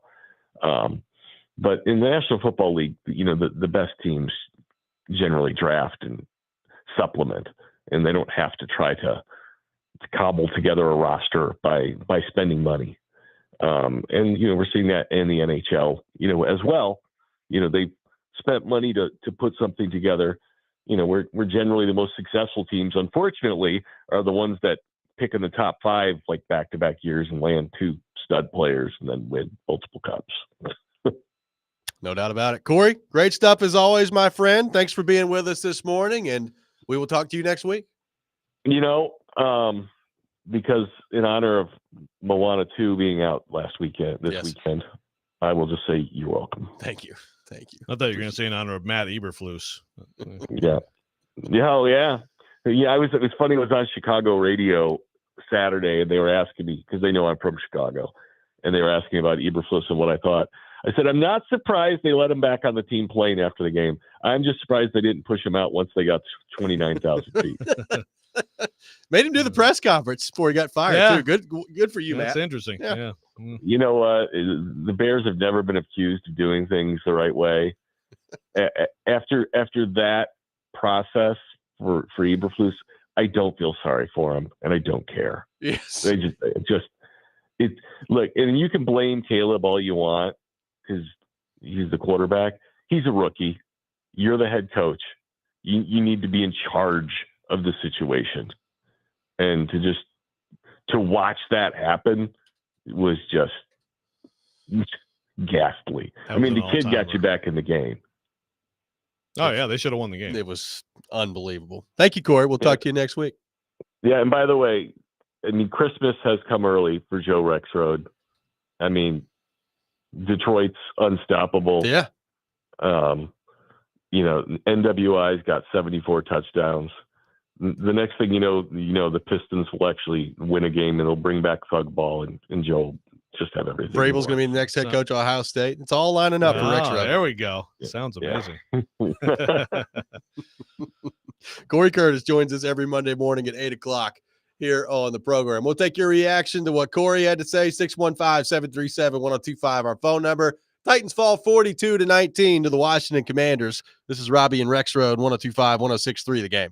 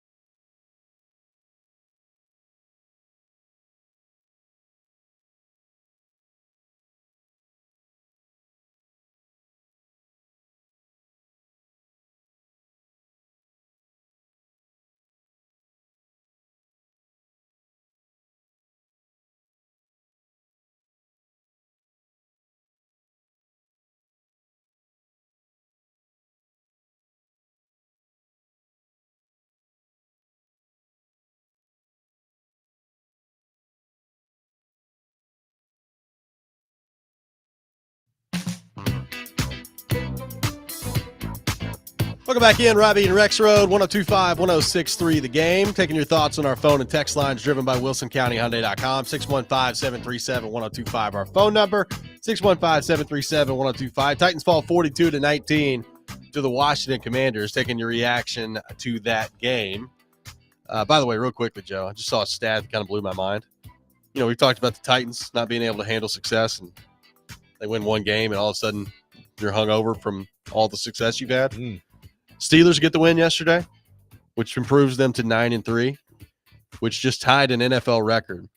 They are guaranteed their 21st consecutive non-losing season.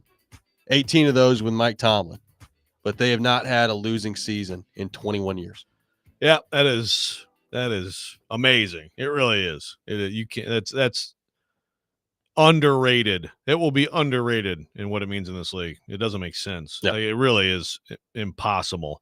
And yes, a lot of that was, there's no way you're doing that if the bulk of that isn't with like a franchise quarterback, I don't think. And Right. they had one, but the amazing thing about the Steelers is I think Russell Wilson might be freaking really good. Yeah. And he's like, all of a sudden he just looks like Seattle vintage Russ. And I was sitting there like, don't you dare give that job to Russ. Justin Fields playing okay. Boy, was I wrong. I think you got to start taking them seriously. Yeah, I would say in so. the AFC. I don't think they've been taken seriously. I would agree with that. I mean, the one caveat I would have to that is, you know, everybody's offense apparently looks great against Cincinnati, so we'll see how they continue to look at Cincinnati, man. That's fair. I feel the more I watch that defense, the more I feel good about the Titans maybe being able to get back into the 30s in that one. Now, they may lose 45-35, but that Cincinnati defense is atrocious. It's bad. Lou Anarumo, man, that guy was one of the toasts of the leagues among DCs, and he is not that anymore. Yeah. They are brutal. Yeah, no doubt about it. Jamal says, Corey feels like the girlfriend who never wants to hang up. No, you hang up first. That's pretty good. Okay, same time. Same time. Both next at the week. same time, That's okay? Right. That's right. Trevor says, until yesterday's game, I had forgotten that Adam Peters had taken his name out of the running to be the Titans GM. That's right. I don't remember that. That is very interesting, no doubt. It's interesting when they play. He ended up. I mean, I guess he made a good choice. I guess. Or he's better GM than Rand. Of course, Peters was 2. Rand was 3 there. Yeah. With the Niners, but it has worked out well for Peters. I mean, that's one of the, if not the, it's the turnaround of the year in the league, right? Yeah, I think so. I mean, what were they picked? Number 2 in the draft last year? Yeah. Now they're going to make the playoffs. I mean, I feel pretty good about them making the playoffs. Yeah, pretty good. Yeah, after yesterday. So it is very interesting, isn't it?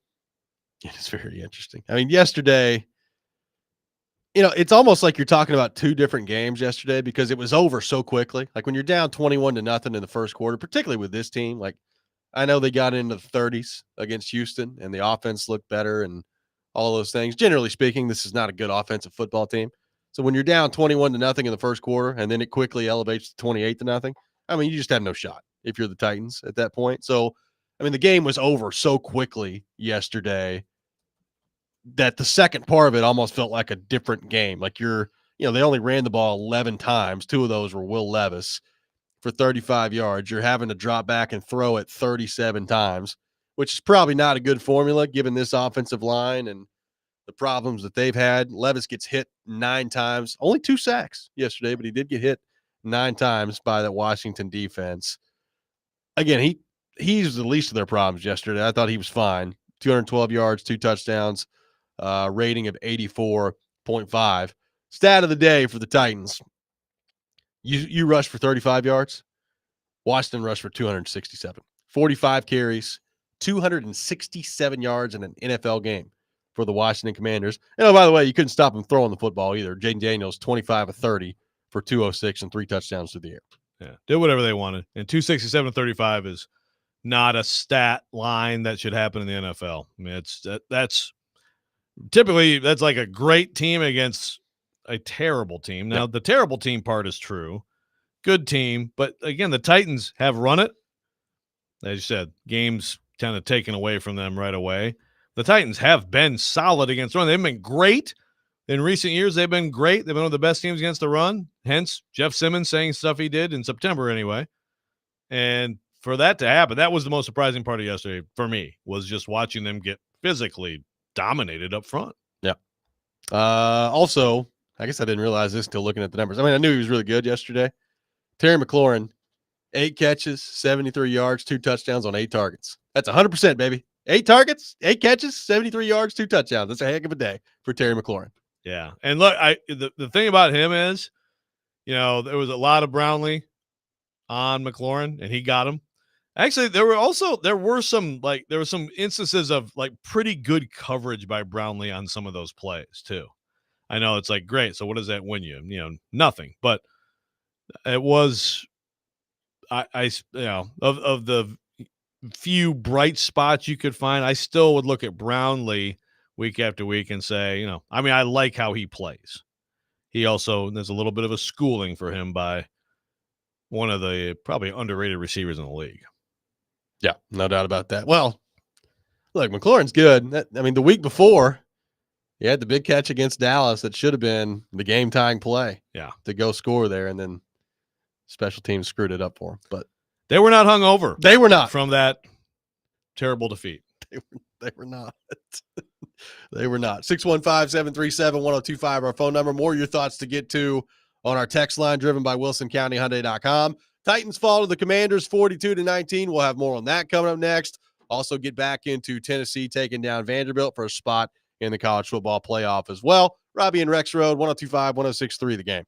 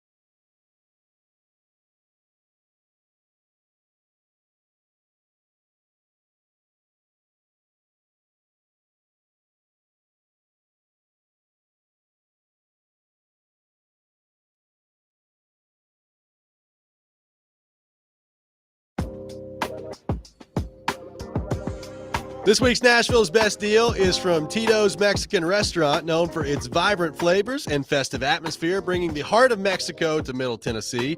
Enjoy mouth-watering tacos, sizzling fajitas, and delicious enchiladas, all served with a side of authentic Mexican flair. Get half off a $25 gift card now while supplies last at thegamenashville.com/deals. And I'm now hungry, Joe Rexrode. So thank you, Tito's, for that. Me too. Usually are. Well, that's true. I usually am. Sorry. By the way, we're live from our Busy Bee Plumbing, Heating, and Air Conditioning Game Nashville studios, home of the $99 yearly Beehive membership, where the buzz is always about great service. Taking your thoughts on the Titans, 615-737-1025, 615-737-1025. Somebody wondering when we will begin talking about the Memphis Grizzlies. I don't think that's going to happen anytime soon, but maybe we'll mention them on occasion. Hey, I'm into them. I'm into them. You know, you never know as we get into, as we get into draft / basketball / hockey season. Sure. You know, I'm not saying we'll never mention them. I mean, if the Preds may never win another game, Titans may never win another game. So you got the balls. Rough time around here. Got the balls. And you got some college hoops, but hey, I'm not opposed to a little NBA talk. Gentry Estes from the Tennessean, that was basically his story off the Titans game yesterday was, holy smokes, it's bad to be a pro sports fan around here right now. The Titans are awful. Preds are 7-12-6 and can't win a game at the moment. Yeah, Nashville SC, it wasn't very good last year. It's a rough go of things right now for your professional sports teams in this city. It is. Very rough. Yeah. If you just take the Titans and Preds, when's the last time, and I haven't read Gentry's column yet, maybe he dealt with this, but when's the last time that they were collective together this down, this bad? I mean, they were both non-playoff teams in like the 2013-14-ish range, right? Like the Preds were coming up though. Right. Lavi was about to take over and bring, and Yossi, Forsberg, young kids, all that stuff. And what about, the Preds, I guess they're sort of, it's interesting. It's like a little kind of a similar cycle because the Preds like 03-04-ish too were pretty bad, weren't they? And then they started getting really good. 03-04, they started to build, like they made the playoffs for the first time in 04. And then they were in the playoffs basically every year after that until they 13 they missed and 14 they missed. Yeah. So back-to-back years they missed, and that ultimately led to Trotz getting fired and then moving on. So it really, like when you go by like years that end in 3 and 4 around here, yeah, it ain't very good. If you compare that to the Titans, of course, the Titans, were really good in those early days of the Preds trying to get to the playoffs. Correct. So it's probably about that 13-14 range where it's you're been rare where they sure. both sucked at the same time. Yeah. And right now they do. Right now there's no doubt about that. Not very good. Yes. They both suck. They both are not very good. Dylan on the text line, who's more likely to be fired this offseason, Brian Callahan or Ryan Day? Ryan Day by far, I would say that is the case. That's an interesting question. Yeah, the Ohio State AD, has put out the show of support. I think it is possible for Ryan Day. It's still 66-10. It is, but I think it is possible. You have to consider that a possibility. Also, I think also depends on how it goes from here from him as well. It does. If they get smoked in the first round, then that could add to it. Yep. And also, I think that Ryan Day, I think it's been a thing for a couple of years now, but I think him leaving of his own accord is possible. That's leaving a lot of money on the table. It's probably to be like an OC in the NFL. Yeah. But I think that's possible. It has to be unbearable to be the Ohio State, to be him right now. They were already yelling, Ryan Day sucks or whatever. Yeah. Ohio State fans are chanting stuff. And they got young kids. Yeah. Not good. Not good. Braves? Is it all coming back around? Oh, I think absolutely. I think absolutely it could happen. I do. Now, I also think that, it's a good situation for Mike Vrabel because there's leverage. I think there's NFL teams that are going to be interested in him too. But yeah, man, I think it's a real possibility here that he takes over. And I'll be honest with you, I think if he does, I think he could have a Saban-like run. I know I sound like the biggest Vrabel homer in the world, but I do. If 49 years old, Saban was 55 when he took over Alabama. I think the biggest thing people miss on Vrabel is, I think as a recruiter, he's going to be insane. And I understand it's NIL and all that. They'll always have the money, but you still have to beat out Kirby Smart and whoever else for a recruit that's going to get paid by all of them, right? Yeah. I'm telling you, man. I'm telling you. Vrabel. I'm here for it. I mean, Urban couldn't believe how good he was as a recruiter. He's like, oh, he's one of the elite recruiters I've ever been around. And he was just like, who's this goofball who's in the NFL? He doesn't want to coach or work hard.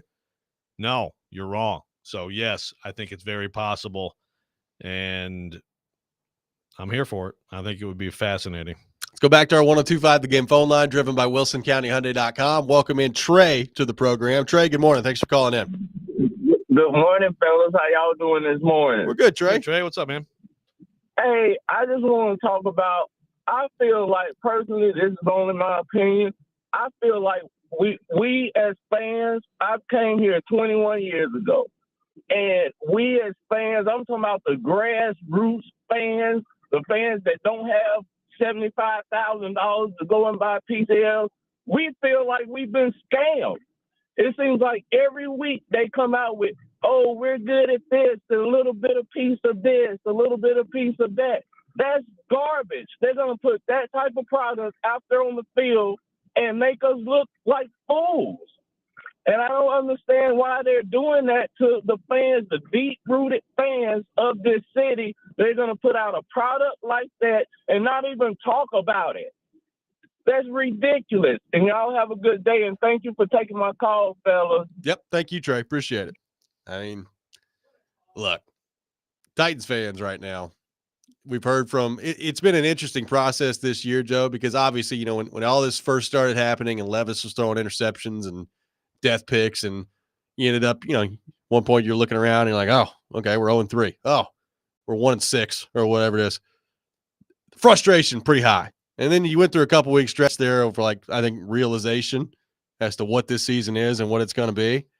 And then you started to show a little bit of improvement. I think some excitement started to creep back in a little bit last week after the Houston win.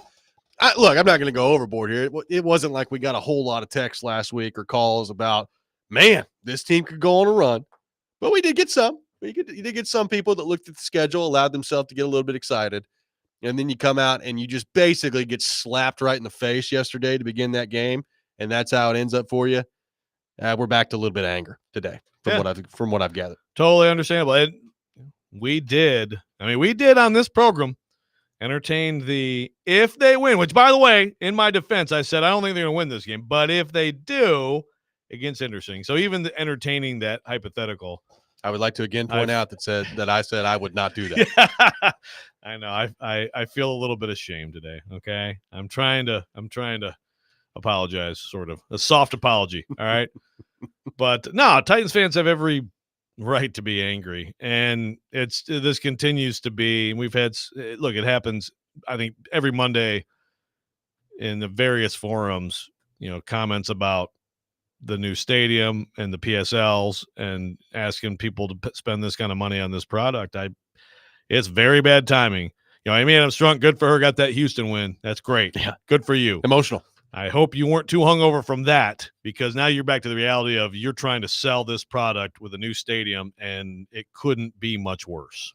I got one texter that says, if Vrabel's such a hot coach, why didn't he get a job last year? Jared thought we could trade him to the Patriots, but they didn't even hire him as a free agent. It's from an unnamed texter. We talked about that. Yep. Yeah. He was not hired. He came in second to Harbaugh with the Chargers, and I can't blame the Chargers for that. It's going pretty well for them. 8-4. Cousins helped them a lot yesterday, but yeah, I mean, Vrabel. Look, you can, if you hate Vrabel, that's fine. I see an Ohio State fan on the YouTube chat saying, "Oh, great, let's fire Ryan Day so we can bring in Mike Vrabel and his Todd Downing, Jason Hodling offense." I mean, if you're an Ohio State fan and you don't want him, I can't promise you he's going to succeed. I think you're crazy. Okay, I think he'd do really well there. He's going to get a coaching job either there or in the NFL next year, and then we'll see. We will. But I mean, don't fool yourself into thinking like because he didn't get a job last year that he's like on the outs with the NFL. People are going to want to hire him. Justin from Greenbrier says, I'm a fan of both professional teams in town. I'm disappointed in both of them and am questioning my life choices as a result. It's from Justin from Greenbrier. Oh, man. Fair. It is fair.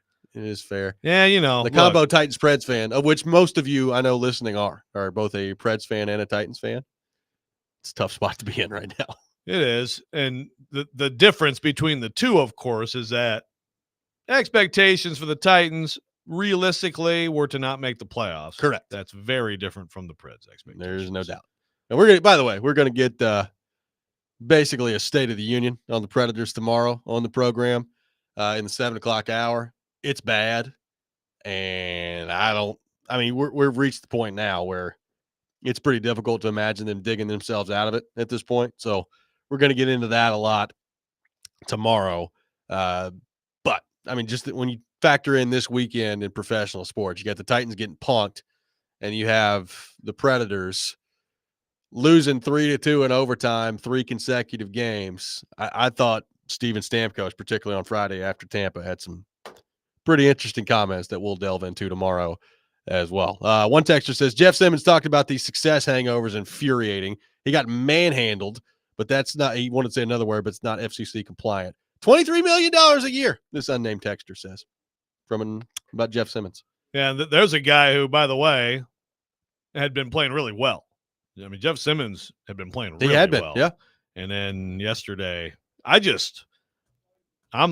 watching this and I'm like, who is there anybody in that front seven who was going to make a play, put up a fight at any point? It was bad. I got one texter that says, Titans have become a fun team to watch. Not to watch them score points. We can watch them and laugh, trying to guess what laughable, horrible mistake they'll make next. I'm a fan, but that's all that's interesting to watch with this team. That's a positive way to look at it. Like, this could be fun. How could they totally screw this up next? What will they do next? Particularly on special teams. Speaking of them and fun, they went for 2. They could have, and if they just would have kicked, they would have hit the 20-point threshold. Exactly. Which is no small thing. But 19 is still, it's above the 17 ceiling. It's so true. It's above the Titans official Mendoza line is 17 points. They were above it yesterday. Another positive. Tennessee takes down Vanderbilt to punch their ticket into the college football playoff. We'll discuss that matchup, that game coming up next. You're listening to Robby and Rexrode, 102.5, 106.3 The Game.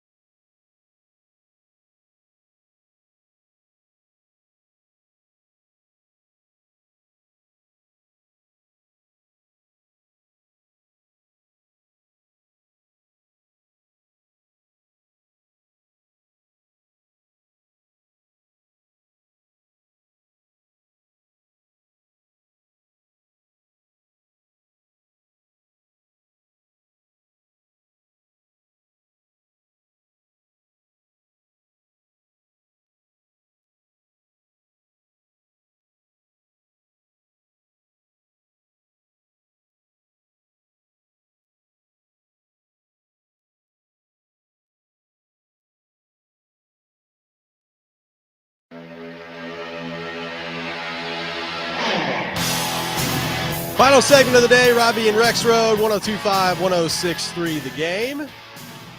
Tennessee takes down Vanderbilt 36-23 on Saturday. Nico Iamaleava, 18 of 26, 257 yards, 4 touchdowns, 1 pick on the day. Diego Pavia through the air, 8 of 17, 104 yards, 1 touchdown, 1 interception as well. Game started about as well as it could have for Vanderbilt. You bring the opening kickoff back for a touchdown.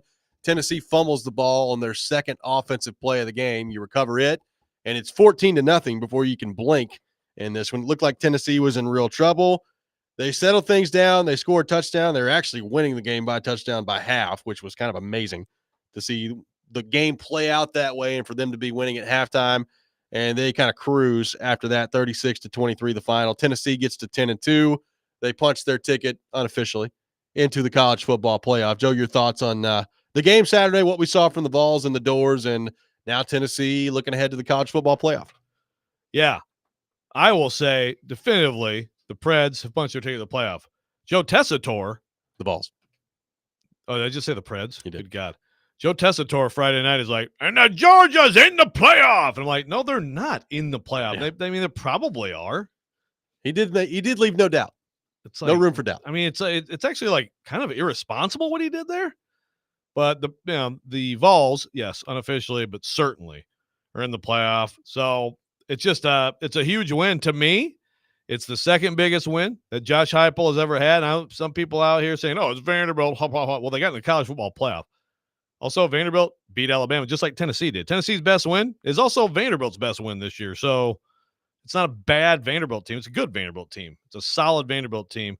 But to me, it's the second biggest win because of what it earns and what it avoids. You know, the Bama 22 win, that's an arrival as a coach. And I still think that one is an all-timer for Vols fans and always will be. I truly believe that.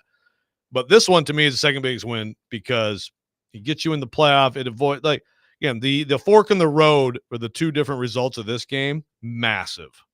And I kind of the end of the game, kind of look up and you're like, this team went 10-2. They had the bad loss. They had some rough offensive games. They looked very mediocre for a decent chunk of the season, but they don't look mediocre anymore. Their quarterback's getting better. Their offense is getting better.